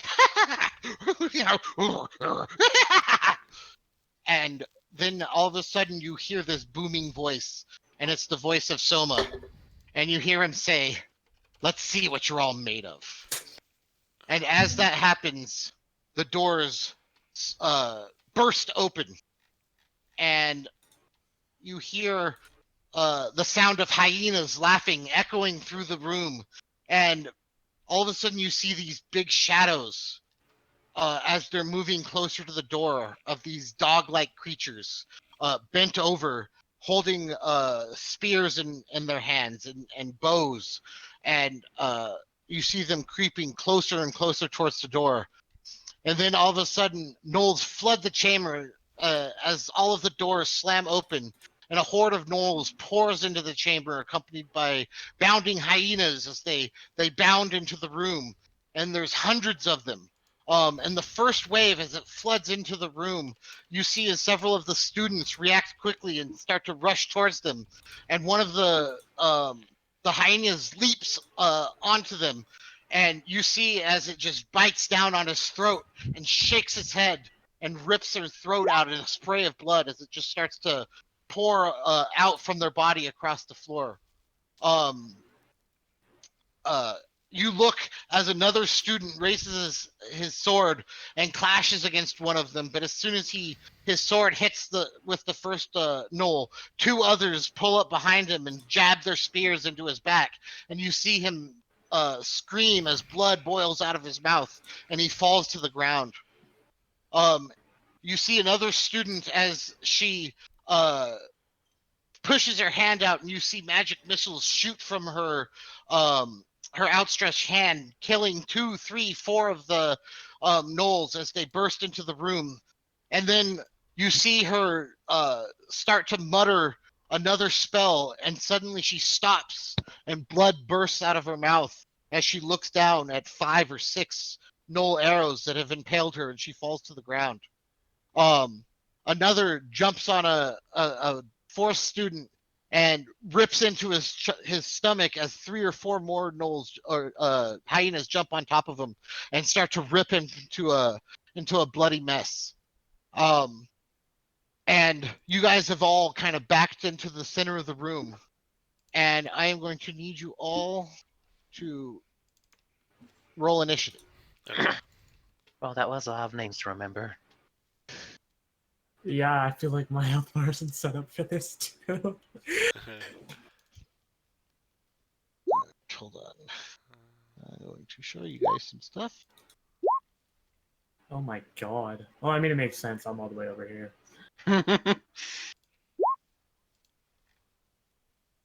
I think you probably would have had time to come back over to the group if you wanted to. Nope, I was over there. Ah, shit. Fair enough, fair enough. Oh, wait. Okay. Jesus. I'm on the wrong side. Oh, yeah. Yeah, you are. But it kind of works out, actually. Oh, never mind. Doesn't matter. Oh, shit. Yeah. Check my initiative that time. Jesus. Are we gonna die? I just. I mean, Maybe. It's possible. Hold on. Guy has to roll all the initiatives for Just them. use your cunning action to hide underneath the table. Just so you guys understand, this is not going to be like a typical fight where I move over here, I attack this specific creature, and do 6 points of damage. You'll see it's going to go a little different. Very well. But I do need to roll initiative for some things. Character sheets up.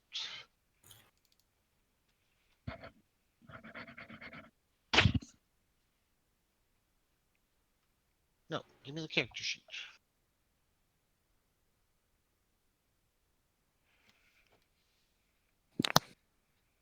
So.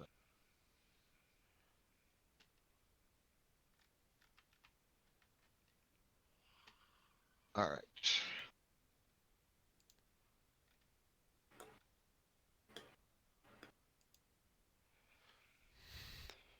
I did it that way.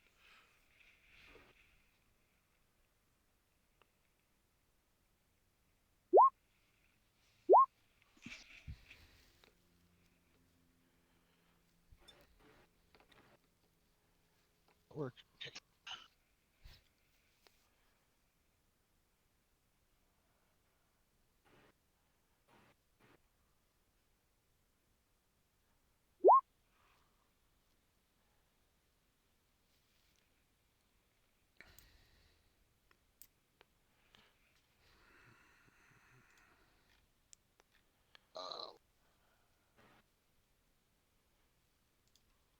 All right, Ayla. All of these gnolls are rushing into the room. What are you gonna do?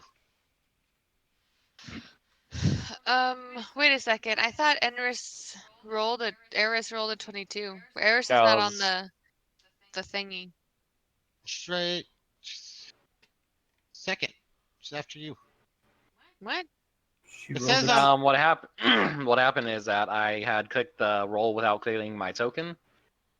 So Oh, the I 22 was the see. second roll, so I just corrected it to the first one. I see. uh, I was confused a bit. Oh, Okay, sorry, yeah, go I on. need to do that too. Okay. Uh, So yeah, you see as all of these gnolls begin to rush into the room. You've oh, seen them change jump that. on several of the students and just kill them easily. What are you gonna do? Okay, well, firstly, I'm going to use my bonus action to cast Shield of Faith, and Okay. that gives me a +2 to my AC, which Okay. gives me 18 AC right Okay. now. Um, I'm going to I'm going to use my regular action and do oh hold on, let me tick this down a little bit. Magnify gravity, Oh yeah. because that's Okay. an area, a 10-foot radius sphere. Okay. Okay. Um, the gravity in a 10-foot radius sphere is centered on a point you can see. Each creature in the sphere on on the turn when you cast the spell must make a Constitution saving throw. On a failed save, a creature takes 2d8 force damage, and its speed is halved until the end of its next turn. On a successful save, the creature takes half damage and suffers no reduction to speed. Okay. Okay. Um. So yeah, hold on. We just click it then. So I guess it'll only do 3 damage. If it gets it, and the Constitution is the spell DC is 13. Okay. Give me 1 second. I gotta open a bunch of crap, but it's not letting me do it how I want to. I just gotta get everything And I'm organized. gonna cast it right here. Okay.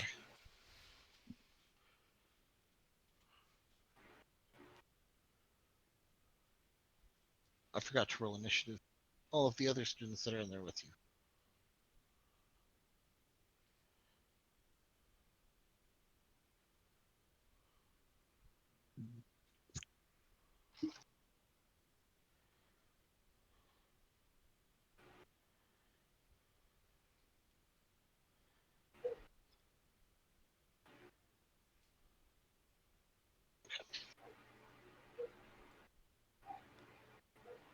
That should-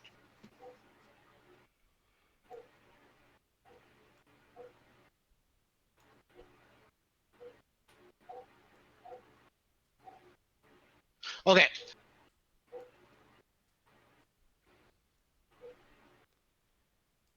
Dang it. Thing.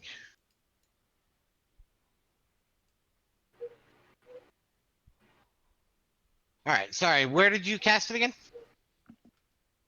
Right here. Perfect. So, what does it look like when you cast this spell? I throw my hand up into the air and like pull. It looks like kind of a like as if I grabbed onto something, and then I pull it down. And when I pull it down, the circle is pushed down. Okay. So you guys see as this orb uh appears and crashes down on all of these gnolls, and you see as they try to run through it, one of them gets shattered into a bunch of pieces. Another one's arm flies off of its body, and then all of them get sucked into a single space and in a shower of blood. And next, it is going to be Eris's turn. So the way this is gonna go is basically you guys are gonna use your spells and stuff to attack this group, and the horde itself has a certain number of hit points. They don't. You're not killing individual ones. Okay. Okay. Let me do something. All right, go ahead. Eric's gonna hop back, take a little bit of cover behind the table from at least this side, and she's going to Toll, and she's going to cast Toll the Dead on whatever survived from Ayla's first attack. Okay. So what does it look like when you cast Toll the Dead? She's gonna say those words. Her hands are going to just kind of like widen. She's gonna make a kind of like a widening motion with her hands, and then slam her hand back down into a clap, which is going to echo. And that is that. All right, so Want me you just roll d12, or is this gonna be a d8? whatever the 1d12.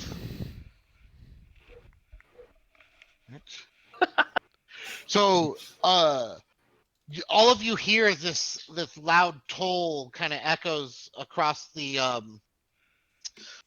room, and some of the gnolls, as they're rushing in, all of a sudden stop and kind of like stand there stock still, as they seem to like vibrate until blood starts to pour out of their ears and out of their nose and out of their mouth, until they just finally like fall to the ground dead. But another as they fall, you see as more gnolls take their place, and the gnolls come rushing in at you guys, and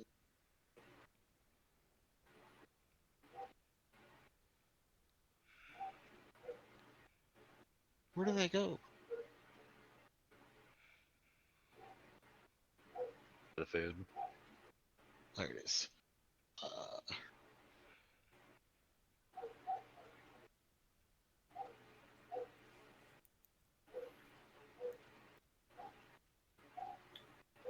All right. So anyone whose AC is lower than 18, takes. Come on, Russ, help me out here.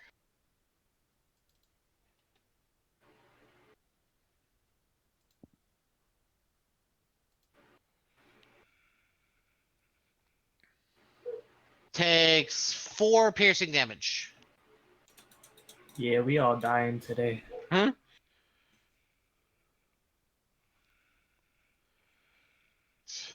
So anyone whose AC is under 18 take 4 hit points.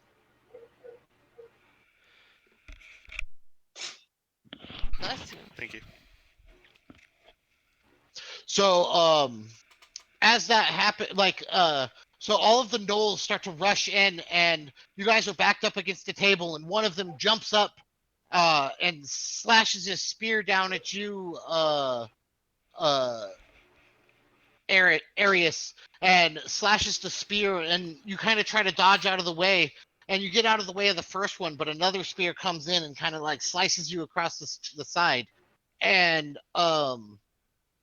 one of the gnolls kind of like leaps up onto the table and jumps up onto Anvil, and like sinks his teeth into his shoulder, and he throws it off, but 2 gnolls try to jump on him and try to start stabbing him in the chest, and he's able to fight him off, but as he pushes them away, you see several scratches, and one of them kind of like leaps up and grabs Lily by the hair and starts to try to drag her off of Anvil's back. And one of them manages to like scratch her with one of his spears, but Anvil grabs her and pulls her away and puts her back up onto onto his shoulder, and you see as Gervin like tries to like float up higher, but two of the archers fire arrows up at Gervin, and one of them pierces into the chair, and the other one hits him in the shoulder. And you see as Eldrith kind of steps into a group of gnolls pulling out this massive halberd, and he's spinning it around his head and like cutting down gnoll after gnoll as it rushes him. But finally, several of them like slip inside and are able to pierce some of the armor that he's wearing. And you see as Goru like she puts her hands out and a shield of energy pops up around her as she's launching magic missiles from both of her hands. But as she's doing this, a hyena like jumps up onto her back and pushes her to the ground as two gnolls kind of like step in, and one of them is able to like stab her in the thigh with a spear. And Ayla, you like kind of step into a battle with some of the gnolls, and you're using your mace, right? Morningstar. Morningstar. So yeah, you're able to like deflect some of the swords and kind of like back against the table, but one of them finally kind of sneaks through your guard and kind of stabs you in like the lower side as blood starts to like pour down your leg. When And with this, am I actually damaged or just like yes, negative? anyone with Well, that didn't AC hit me. My AC is 18. up so yeah, if it matches your AC, it hits. Oh, I you should have said said eight. anything below I 18. should have said 18 or below. Basically, I'm rolling attacks. I get one attack. If I beat your armor class, I do damage Mhm. to everyone. Okay. Um. And then Caden, you kind of try to like step back, and one of the gnolls is able to like sneak in and stab you with a spear, and one of the hyenas kind of like bites your leg and kind of like rips a little hunk out of your leg. Um. And then it is Eldrith's turn. And as he's kind of like spinning his spear, you see him begin to attack.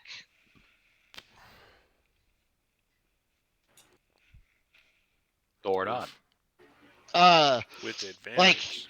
he steps forward into the crowd of gnolls, very confident, and he slashes the head off of one of them and kind of like backhands another. And as he's doing so, one of the hyenas comes jumping in and grabs the haft of his spear, ripping it out of his hands and rushing off into the crowd with it. And he like looks down, disarmed. Um, and then it is Humbert's turn. So Humbert, you see him pull out his warhammer, and he starts trying to smash some of the gnolls.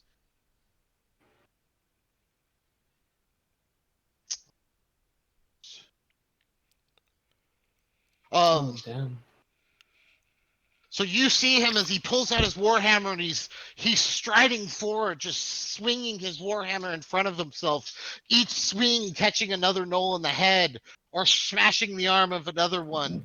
And he smashes one of their hyena's head into the ground and like grabs the hammer by right next to the head, and he punches a gnoll in the face, and it's long, kind of like dog like snout just kind of curls to the side at a 90-degree angle as his head kind of like implodes and he falls to the ground.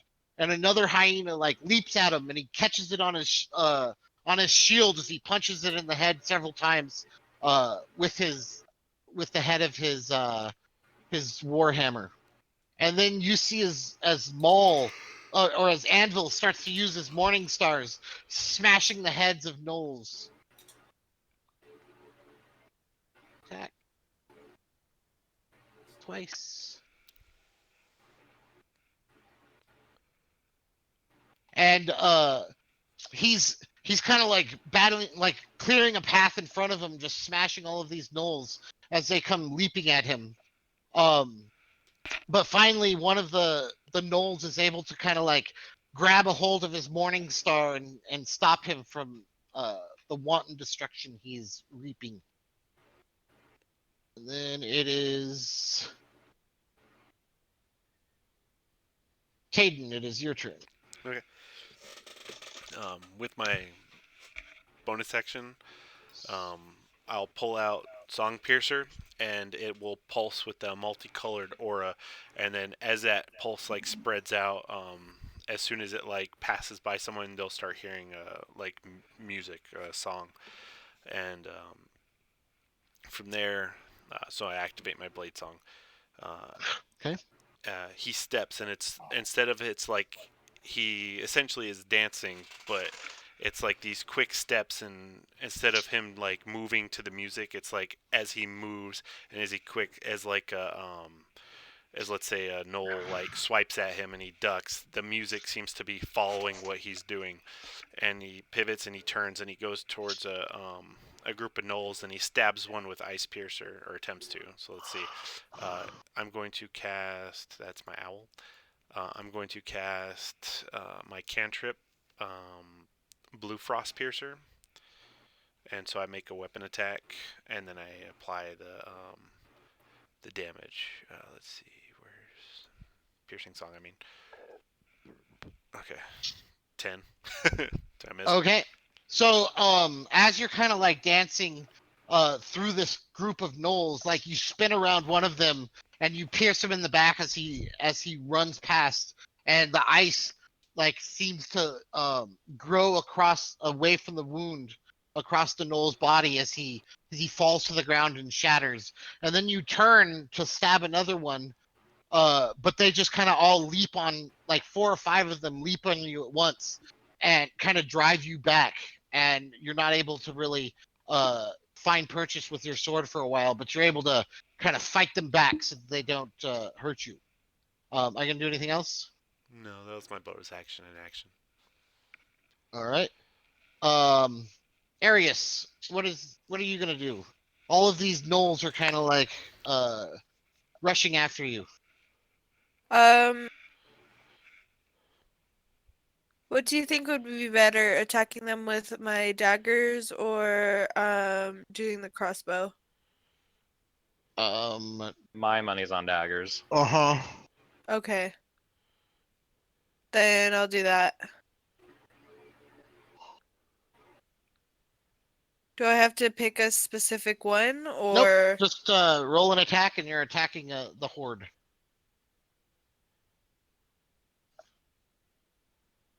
uh, how does it let me If you go roll to an your attack? if you go to your character sheet, it should have like your daggers in the attacks and Oh, spellcasting. okay, yeah.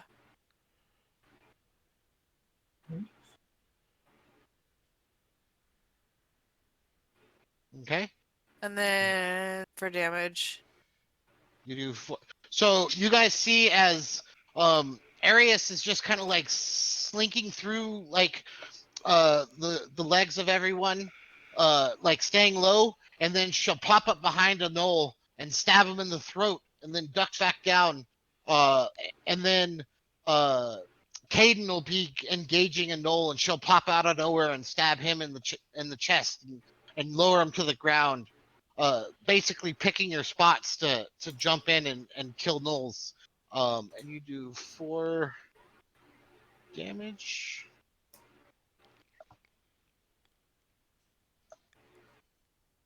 Okay. And then the gnoll horde is going to go again. So you guys are starting to make a little headway, like pushing them back, and you guys have kind of formed battle lines, so that they can't surround you. And uh, Anvil at one point heaved one of the tables over to kind of set up a barricade, and you guys have kind of like gotten yourselves inside of this barricade, kind of fighting these gnolls as they're rushing after you. Um, but all of a sudden, there's another push of gnolls as they try to climb over the barricade.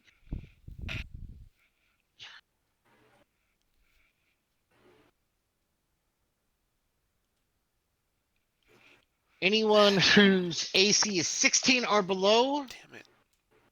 is going to take 2 piercing damage. Jeez. Man, my AC went to 16 because of the Blade Song, and I still got hit. Hold up. I currently have 1 HP. Currently have 2. Wow. I love false life. Yeah. And I got a bad roll for it. What do you get, Adam? You got better than I did. I got like the minimum roll. I got. Wait, what are you talking about? You rolled a 1d4, right? No, you roll a 1d4 plus 4. Yeah. I rolled what did I roll? Oh shit, actually I rolled max. Never mind, I rolled a 4. Screw you. Trying to make it seem like you rolled something bad. For some reason I thought you rolled higher. I don't know. I've been so impressed if you got less than a 1. It's like, whoops, I lost the dice on the internet. Glitched out, didn't even roll. Hold on, I'm fixing all the other people's hit points too.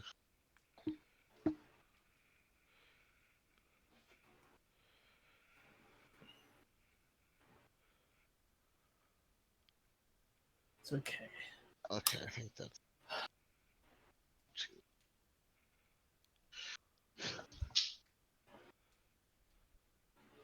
Okay. So as they kind of like leap over the tables at you, you see as one of them, the hyenas kind of jumps onto one of the gnoll's backs and leaps up towards Gervin's chair and actually lands on the chair kind of as it kind of falls to the ground. And you see as this hyena kind of leans back and just starts ripping into Gervin's face and neck, and like you see his blood starts to fly in the air and begin to rain down. And as he's biting into him, suddenly the blue disc underneath the armchair disappears and it plummets to the ground and smacks into a table and kind of falls off to the side. And as you look, this big fat mage kind of rolls out of his chair, his face bloodied and torn. And he says, "Help me," and falls unconscious. And it is Lily's turn.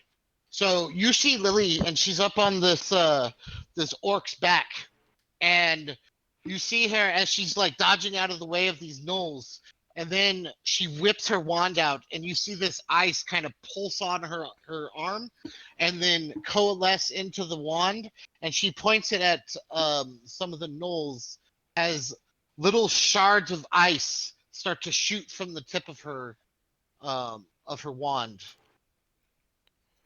She casts this.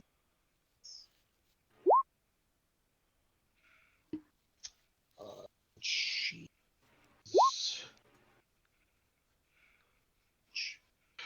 so she's and you see as all these little tiny knife shaped shards of ice start to shoot from her wand, and she sprays her hand in a circle as all these ice shards shoot from her wand, killing 5 or 6 of them as these knives shoot into their chest and they fall back, each one forming into a brick of ice as it falls and shatters on the ground. And where these knolls shatter onto the ground, the ice starts to creep away from them, freezing 10 or 12 more knolls as they fall to the ground.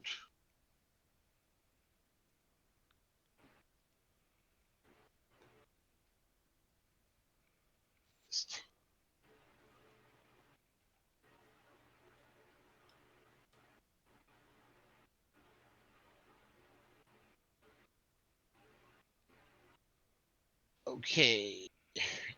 And then it is Goru's turn. So you see Goru as she's stepped up onto a table and she's actually holding her skirts up so that they don't touch any of the greasy food or anything like that. And you see as her eyes start to glow white, and you see this kind of like white mist as they kind of wafts away from her eyes, and she's holding a whip in one hand, and she puts out her hand and starts to mutter these arcane words as these swords start to coalesce into existence, and they're whipping around her in all kinds of different directions. But basically she has a cloud of swords around her as she's standing on the table. She casts sword burst.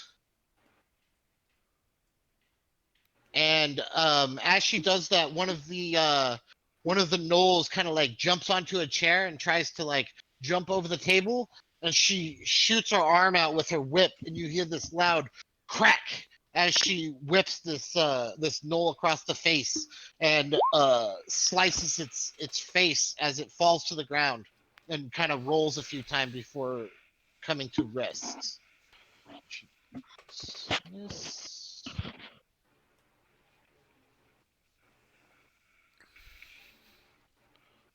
All right, and then it is Alton's turn, and you see him kind of like kind of fighting by himself, like trying to hold like an entire flank just alone. And he has two long swords, and he's just like carving through um through the knolls. And finally, one of the knolls, like his sword gets stuck in it, and it rips it out of his hand. So he reaches behind his back and pulls out his spear.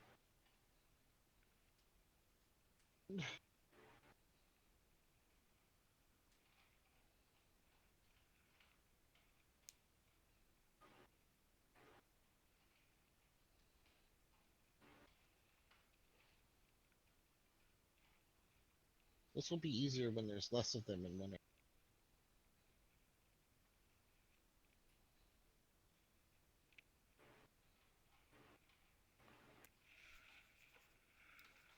How many have we killed so far? So it's just a horde. So like you've killed like 40 or 50 of them, and the horde's starting to dwindle. Like there's a lot less coming out of the doors at this point, and there's like bodies of gnolls kind of like surrounding the tables that you guys had flipped over.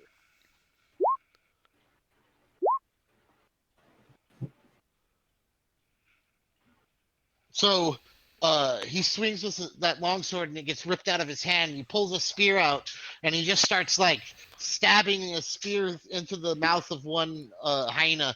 And you see him kind of like flourish it in a twirl as he smacks another gnoll in the face with the butt of his spear and jams the head into another one. And he does 9 damage. The horde.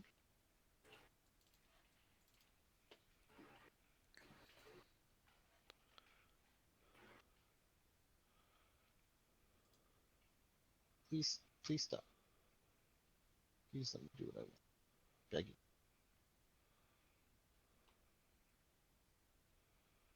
-9. All right, and it is Arius. It's I don't think Arius or Elfia has gone yet. yeah, that's what I was gonna sell. Elfia, it's your turn. Alright, so first, I'm gonna go ahead and use a bonus action to heal myself with Healing Word. Okay. Cool. I'll take that. Wow, that's like that's the highest thing that you can get. I Nice. think, right? Yeah. All right, cool. Oh yeah. I'm back up to full health. Let's go. Okay. And then I'm going to one. use Guiding Bolt. Okay. That will definitely hit. 7 radiant damage. Jesus, I got so many ones on that. Yeah, that's a lot of ones. Oh man, that's okay. is a lot of damage. So That is a lot of damage. What does it look like when you cast Guiding Bolt? so I'm kind of gonna like stick my hand out and like hold it with hold my like arm, my elbow almost with my other hand, and I'm just gonna shoot this fucking giant beam of lightning in a direction. So you see as Althea holds her hand out, and you're like really small, right? Like you're petite. Yes, I'm 5'2". This little tiny little girl holds her hand out, and this massive beam of radiant light shoots from her hand. And then she just drags it across in front of her as she slices kobold after kobold, or knoll after knoll in half, and kills several of the hyenas as well. And you do, and to the point where like you start to see that your guys' little area where you guys are fighting, most of the gnolls are dead or wounded and starting to kind of turn and flee. Are you gonna do anything else? I don't think I can, so that's it. All right. So Ayla, it is your turn. Okay. Can you hear me? Yep. Yes. All right. So my thing has been freezing, so it might take me a second. Like it's not opening up my character sheet. Yeah, it was doing that to me too.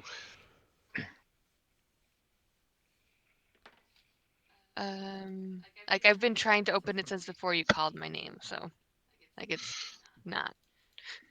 Let me leave the game and Uh, come back and see if that helps. yeah, I was gonna say sometimes refreshing works. While she's doing that, would Cause Fear have any use in this fight? Since it's usually a Uh, single target thing. well, yeah, Excuse me. because it's gonna cause some of them to flee. Alright. All right. Oh my gosh, Bless sorry you. guys. No worries. Okay, I am also going to use Guiding Bolt, Okay. but when I cast Guiding Bolt, oh, and it's not going. Hold on. That went on our screen. Uh huh. Are you guys seeing it? Yeah. Yes. Oh, really? Yeah, you cast Okay, it now like I. 3 times. Okay, well, can I just? I mean, Yeah, just roll now and see if it works. Now that okay, you can see. okay, There now you I go. see. Okay. But for me, when I cast Guiding Bolt, I use my my Morning Star, and I kind of swing it around my head a couple times, and I hit it with hit my shield with it, and like when it reverberates or like bounces back off the shield, the bolt comes from the Morning Star into the nose. Okay. So you see as Ayla kind of swings her morning star over her head, smashes against her shield, and this brilliant ray of radiant light. Oh, geez, shoots out. Fuck. Um, almost as soon as uh Alfie's beam kind of dies out, Ayla's starts up and comes from the opposite direction, and all of you guys stand there with the after image of this bright light in your eyes, and as you kind of blink it away, you notice that there's only like 4 or 5 gnolls that have kind of turned around and were like limping away, and you see as another hyena kind of like scurries away towards the doors. And basically, you guys have cleared out uh, the left side um, of the hall, but there's still fighting going on the other side. And Eris, it is your turn. After seeing Gora up on the desk and Maxwell uh, taking the time to pull up her dress, I'm going to yell out, "Do you really have time to worry about that?" Hey, And I'm going to cast Fear. Cause Fear. There we go. uh, Okay. Um. So, let me see how effective it is. It's a saving throw, right? Yes, against wisdom. And the spell save DC for that is 13. Okay. And that was useless. So you see like a couple of gnolls, like seeing that like the other side of the room has been slaughtered, kind of like turn and like start like running against the grain of gnolls, but not very many. Uh, you do maybe 1 point of damage with that spell. Um, okay. Are you gonna do anything else? Nope, that is all. All right. So as you do that, you guys turn around and you see that behind you, this flank has there was a lot more gnolls on this side, and so they're starting to overwhelm everyone, and they push the as you guys turn and look, the table that kind of got like pushed over to kind of barricade is is pushed over onto its front, li- getting rid of the barricade and allowing the gnolls to surge through. And they're going to attack. Motherfucker.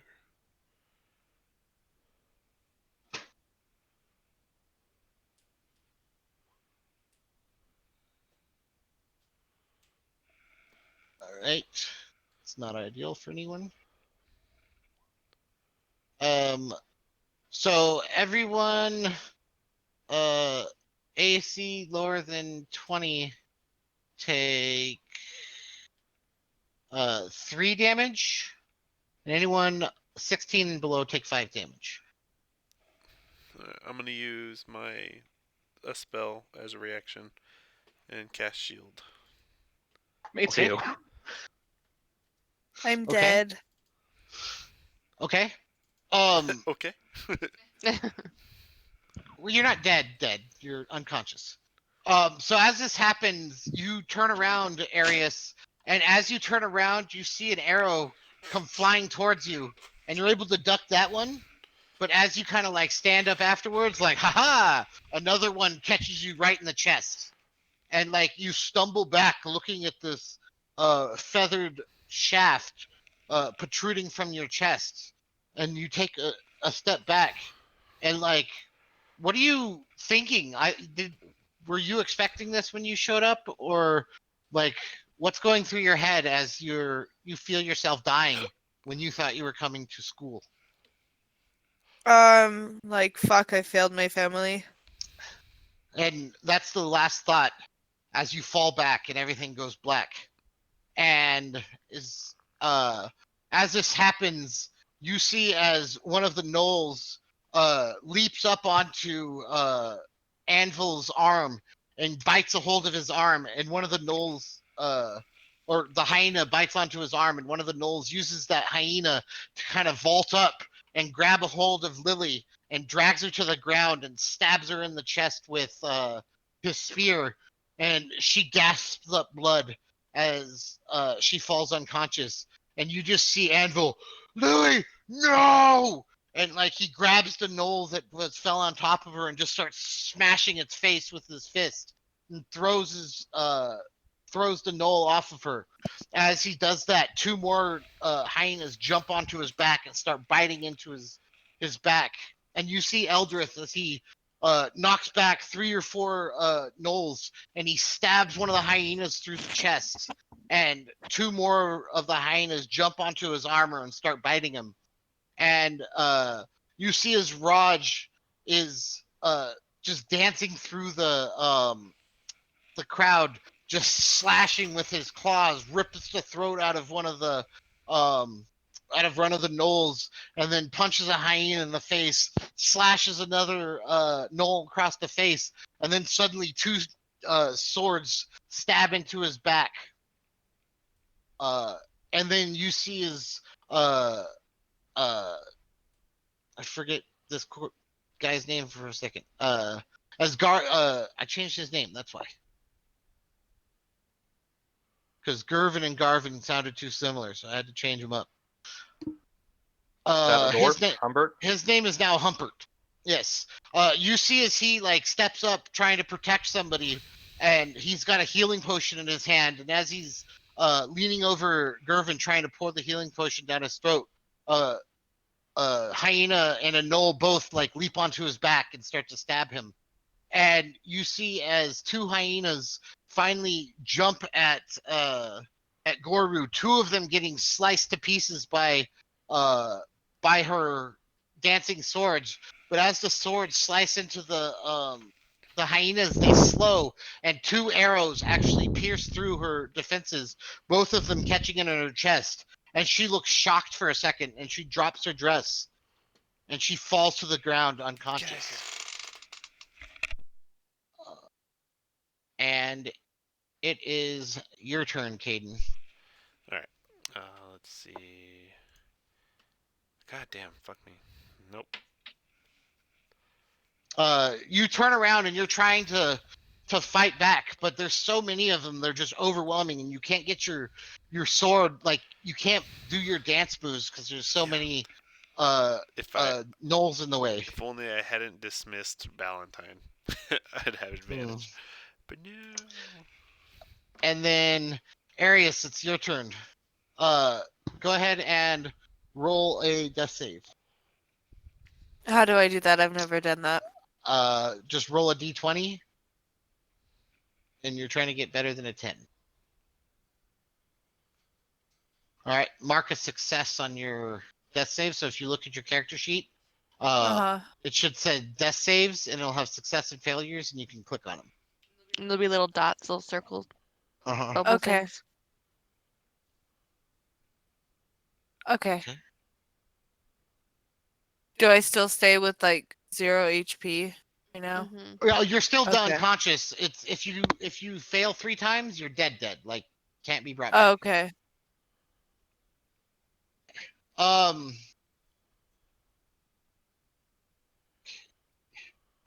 So it is going to be Althea's turn.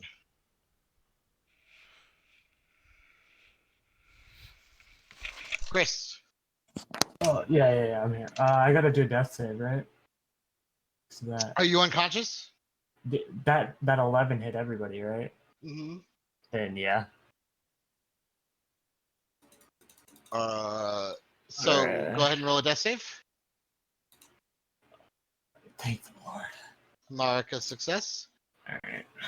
And Ayla, it is your turn.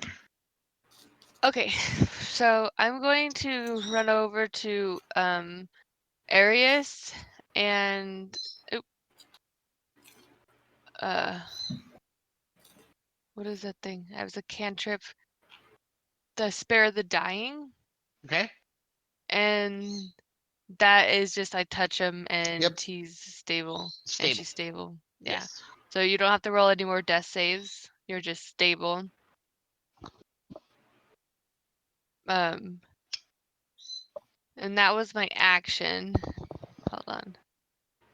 And I don't have any. Hold on. Actually, maybe.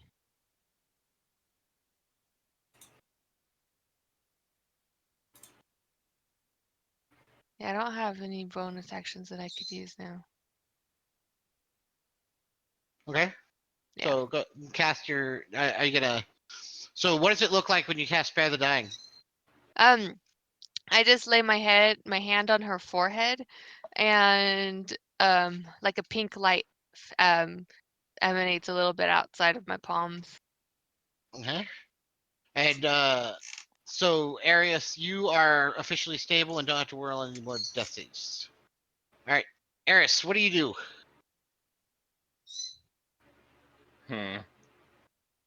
Out of curiosity, is the only people really left up Kaden, Ayla, and myself?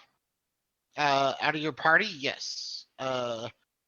Eldris is still up. Anvil's up. Raj is up. And Alton is up. That's why there's so many of us up. I'm going to run over towards where Arius and Ayla are and just start giving them a little bit of cover while she does that. and trying to launch arrows at whoever is coming up on Okay, Caden. that totally works. Right. 8 piercing damage. Oh, I could have done something. Could you have done? I could have channeled divinity and got a spell slot back. Yes, that would have been helpful. You could. You're new to the character, so if you want to do that, you can.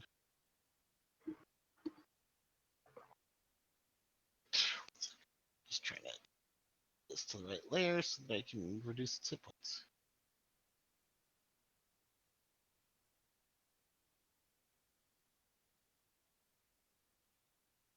Okay. So as you kind of like are over there, kind of helping, you're firing arrows into the horde of gnolls and kind of taking down a surprisingly large number of them. All right, and it is the gnoll's turn. This could probably be very bad for everyone. Oh yeah, because it hits all of us that are down. Huh. If You're you're not going to go down, they're negative not. or anything. You're just. Yeah, if you're down, they're not actually trying to kill you anymore. You're just down and unconscious. Ah, okay, cool. This isn't like the first time he fought kobolds. That would be ridiculous if I just. Oh, yep. I insta kill 4 of you. You're all dead. Yeah, that'd be terrible. I'd cry. That being said, we're all dead.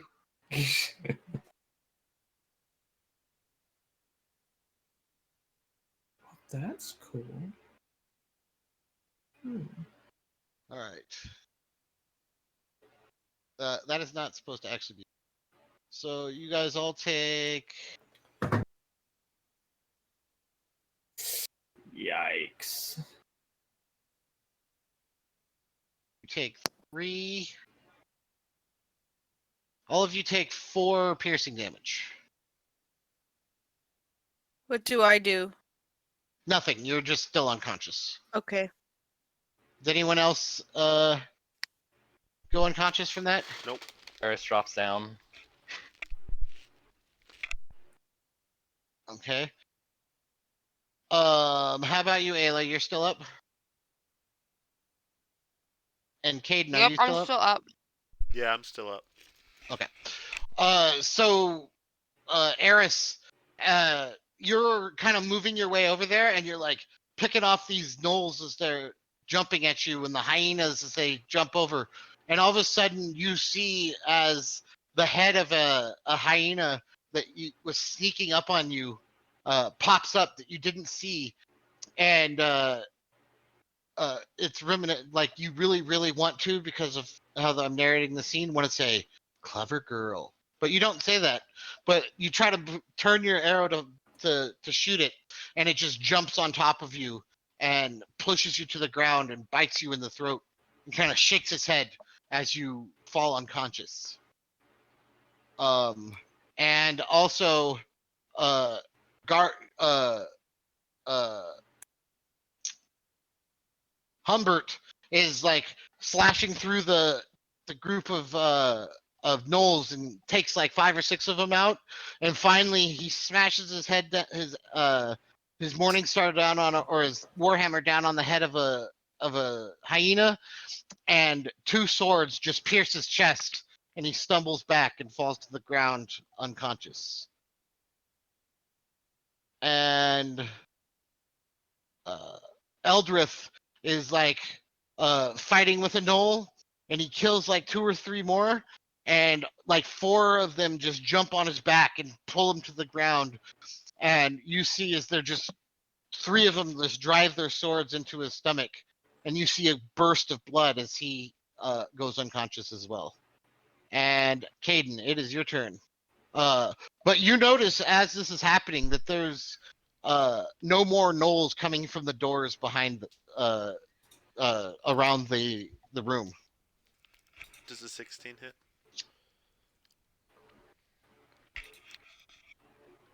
You might be muted. No. Can you hear me? Yeah, I can now. Okay. Does the 16 hit? It does. Okay. And then plus 5 damage, and so all that damage. 3, 4, 5. Okay. So what it looks like is that as he's going through his motions, he stabs one of the knolls and all the way through, and then the point just comes short of the knoll behind it, and then ice just spikes through and hits them too. The blue frost piercer hits any knoll, a knoll 5 feet away, or an an enemy. Yeah. So you're as you kind of like dance through them, you're piercing these knolls with this rapier, and each one as it gets pierced, it freezes up and then explodes and shatters ice in all directions, hitting other knolls around you. Um, and you kind of like carve a swath through these knolls, and you see that there's not a lot less left. It's definitely getting down to stragglers at this point. Finally hit. Um, and Arius, you're spared the dying. Althea, go ahead and make a death save. Okay. That. That is a success. Oh, thank the Lord. Oh, man. I was just Okay. barely cutting corners. Ayla, it is your turn, and there's a group of maybe like 7 or 8 of them kind of like left, and all of you guys are starting to kind of like stalk up towards them. Right. What do you do? I'm going to. Guess I'm gonna cast Guiding Bolt on them. Okay, Does a 14 hit? it does. Go ahead and roll damage. Okay. So, Jeez. so, as you're kind of like all walking towards this last group of gnolls, they start to rush forward towards you, and Alton's able to step up and slice one across the face, and it falls to the ground. And another one like jumps towards you, and Anvil grabs it by the throat and punches it in the face and falls behind, and you just keep striding forward. And finally you let loose with this loud scream as you smash your morning star into your shield, and you throw your arms out in this guttural cry as this burst of energy, the whole size of your body, just shoots forth and engulfs the last remaining gnolls. And as everyone is watching, all these gnolls are there, and then they flicker black, and then they're gone. And all you see remaining is small motes of ash as they kind of rain to the floor and spread out along the ground amidst the carnage of all the corpses and blood as it runs through the tiles of the marble floor. And silence descends uh over the hall as you all stand there breathing heavy, kind of looking around at who actually survived the battle. So And those. Oh, sorry. go ahead.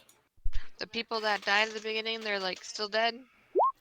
I'm gonna Okay. I mean, you see that all of these people are really wounded. The ones that died at the very beginning, they are Mhm. dead, like fucking expired.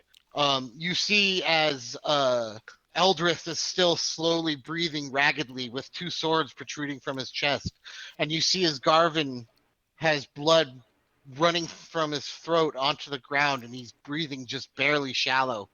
And you see as um Lily is lying there in a heap, and you see Anvil rush over to her. What are you guys gonna do? The ones that are standing. Let's Black finish. Bud's also or Black Ichor's also coming out of Eris's throat as she's lying there on the ground. Um, I'm going to look up at. I mean, I'm assuming like Soma and Poet are still up there. Yep. They're both. Okay, what does Soma look? I mean, not with Soma. What does Poet look like? She's just standing there watching. What a bitch. I I mean, the poet I know would hate that Soma did this and would be yelling and crying. Yes, I am aware of the poet that you know. This is no longer that poet. Okay. Um, so I'm going to look up at them and like square my body at them and hold on, honey. I think I hear myself. Are you on mute? Okay. Um, square my body, look straight directly at them. And I'm gonna say, I thought you brought us here to teach us, to help grow us. Yet, on the first chance you get, you you kill us. And I look, point at my hand. Is this just a game to you? Because to most of us, I'm actually meaning all of us, this isn't a game. Uh, How can we learn how to become better if we're dead? and as you say that, he just kind of claps his hands together and says, "Congratulations, you've all passed."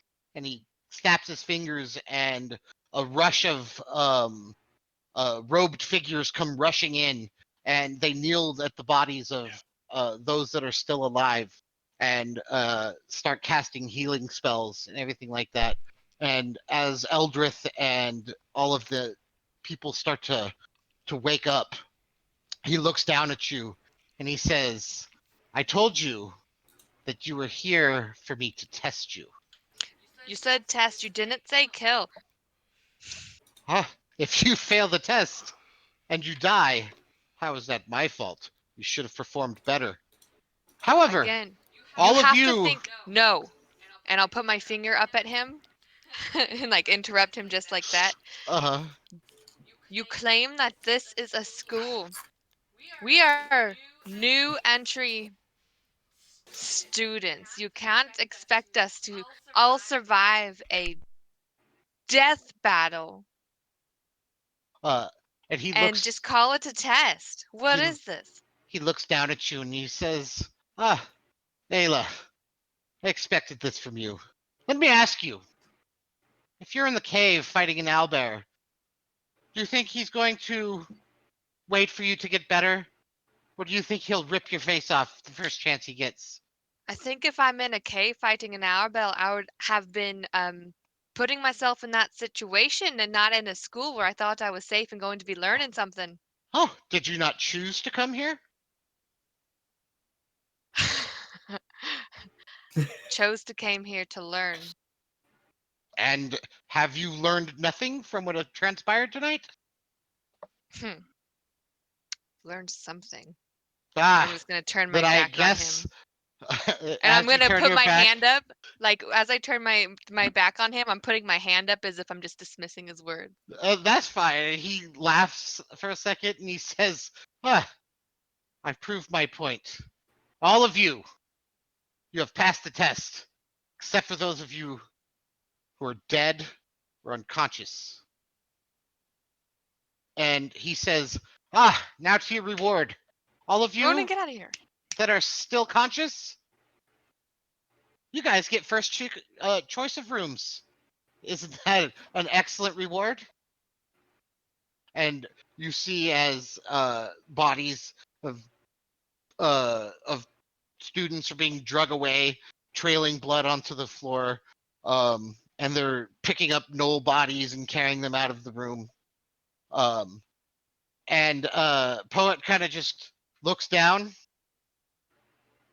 and kind of heavy sighs and walks away. And as you guys all just wake up, you just hear Soma clapping and laughing to himself, looking down at the carnage below. And that is how we're going to end this particular session. So, me and Aries didn't pass the test? Neither of Mute. us. Nope. Damn.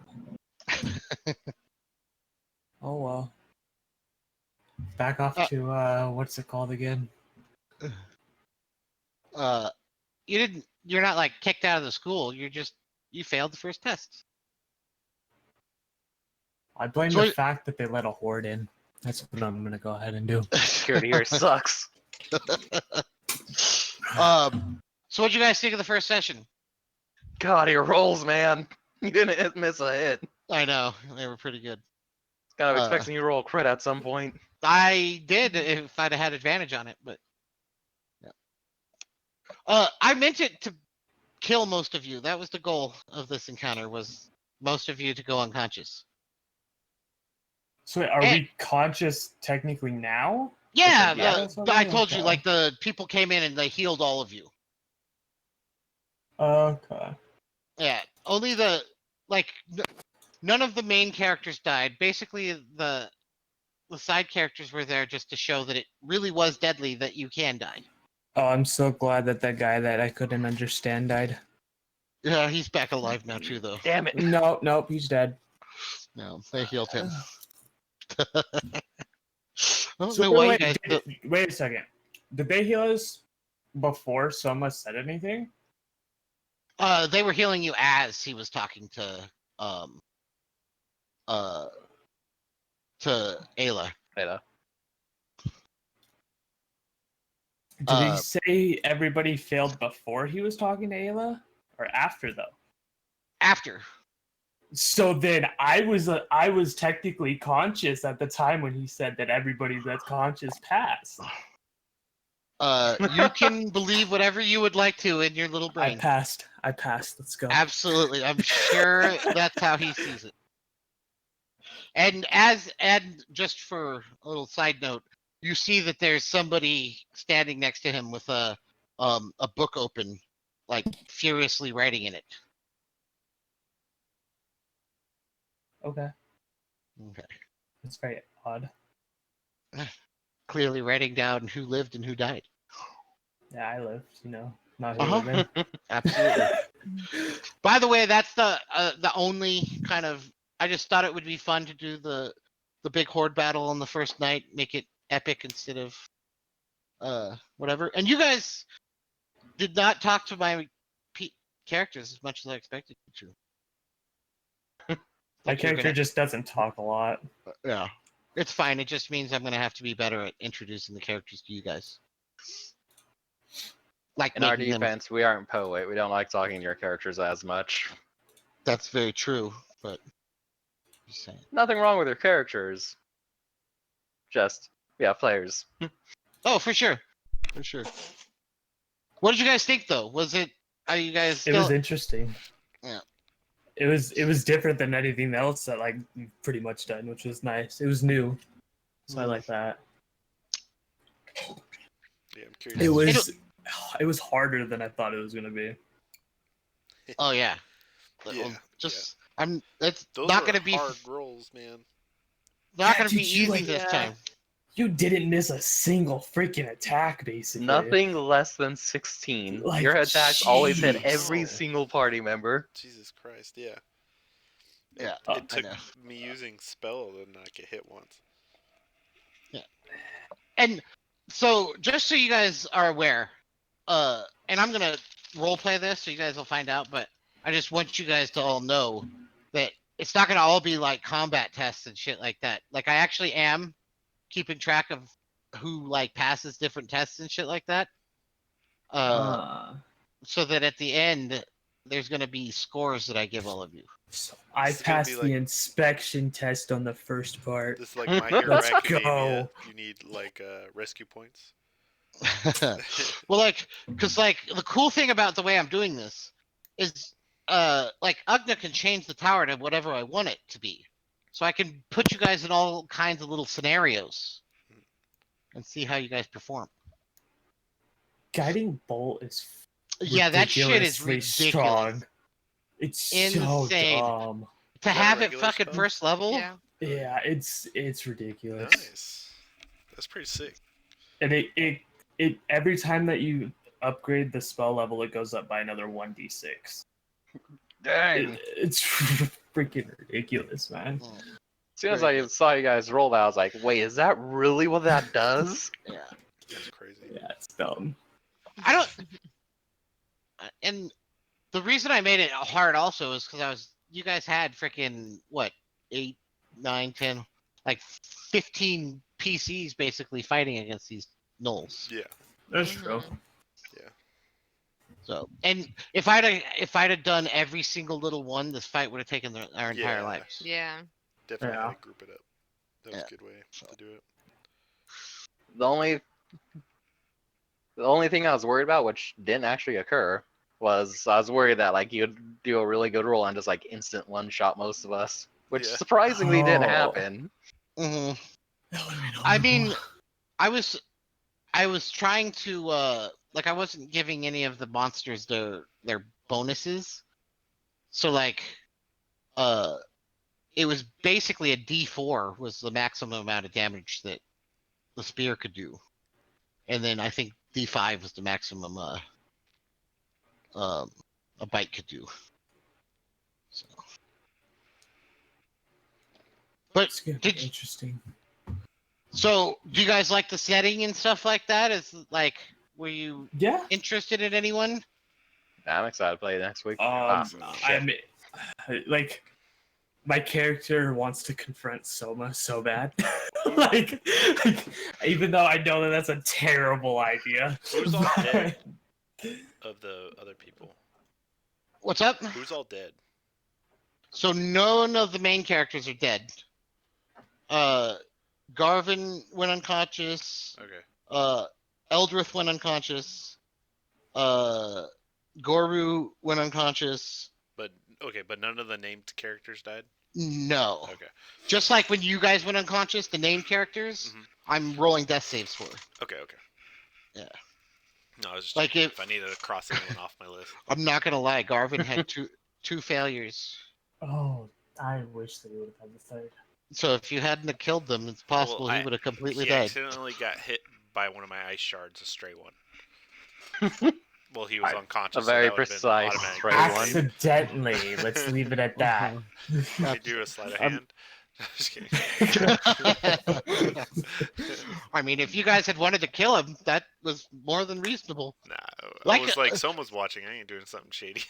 That's the Well, thing. Soma probably wouldn't have cared. Probably not. I think. Never mind. It'll. I'll show you going forward. Yeah, that's good. Try hard not to remember Soma from past lives. Well, I can remember him. You can, yes, but Ayla, I know that Tuli and Soma No, didn't no, always no, get no, along. no, no, no. Okay, Uh-huh. that statement that I just made was clear, just based off of what he just did, not Okay, from this past absolutely, I for agree. sure. I agree with Ayla confronting Soma about it though. Like No. I think Yeah, I I don't like care. I think that was like that's making my character like your character more, so I might actually talk to you. Really, she wanted to, obviously point it out and be like, seriously. Uh-huh. But mostly now she's thinking of Soma as the same as the fairies. Like they did a bunch of shit like that with her and other people, and she had to put up with that shit for a long time. So she's like, well, fuck Oh, this guy. So absolutely. she sees him now as just as bad, if Mhm. not worse, because she thought that the terrible things like that are things. She thought that only the fairies did terrible things like that, and now she's Yeah. Mm. I mean, it wasn't the greatest of first impressions hmm that he made. However, I will tell you this, just so you guys understand kind of where I'm coming from, non-metagame wise. This was my attempt to let you guys know that even if it seems like it's just a test, if you fucking die, you're gonna actually die. Okay. All right. So tests are not really tests; they're death medals. Yeah, you Choose a guys can. test. That like if you come here and die, then you're actually dead. I'm not gonna save you. Be a written exam. probably get to bed. We're an hour Yeah. We should. late. Oh shit! I didn't Yeah. realize it was so late. My bad, guys. Good night, everybody who's going Good to sleep. night. Yeah. Good Good night, everybody.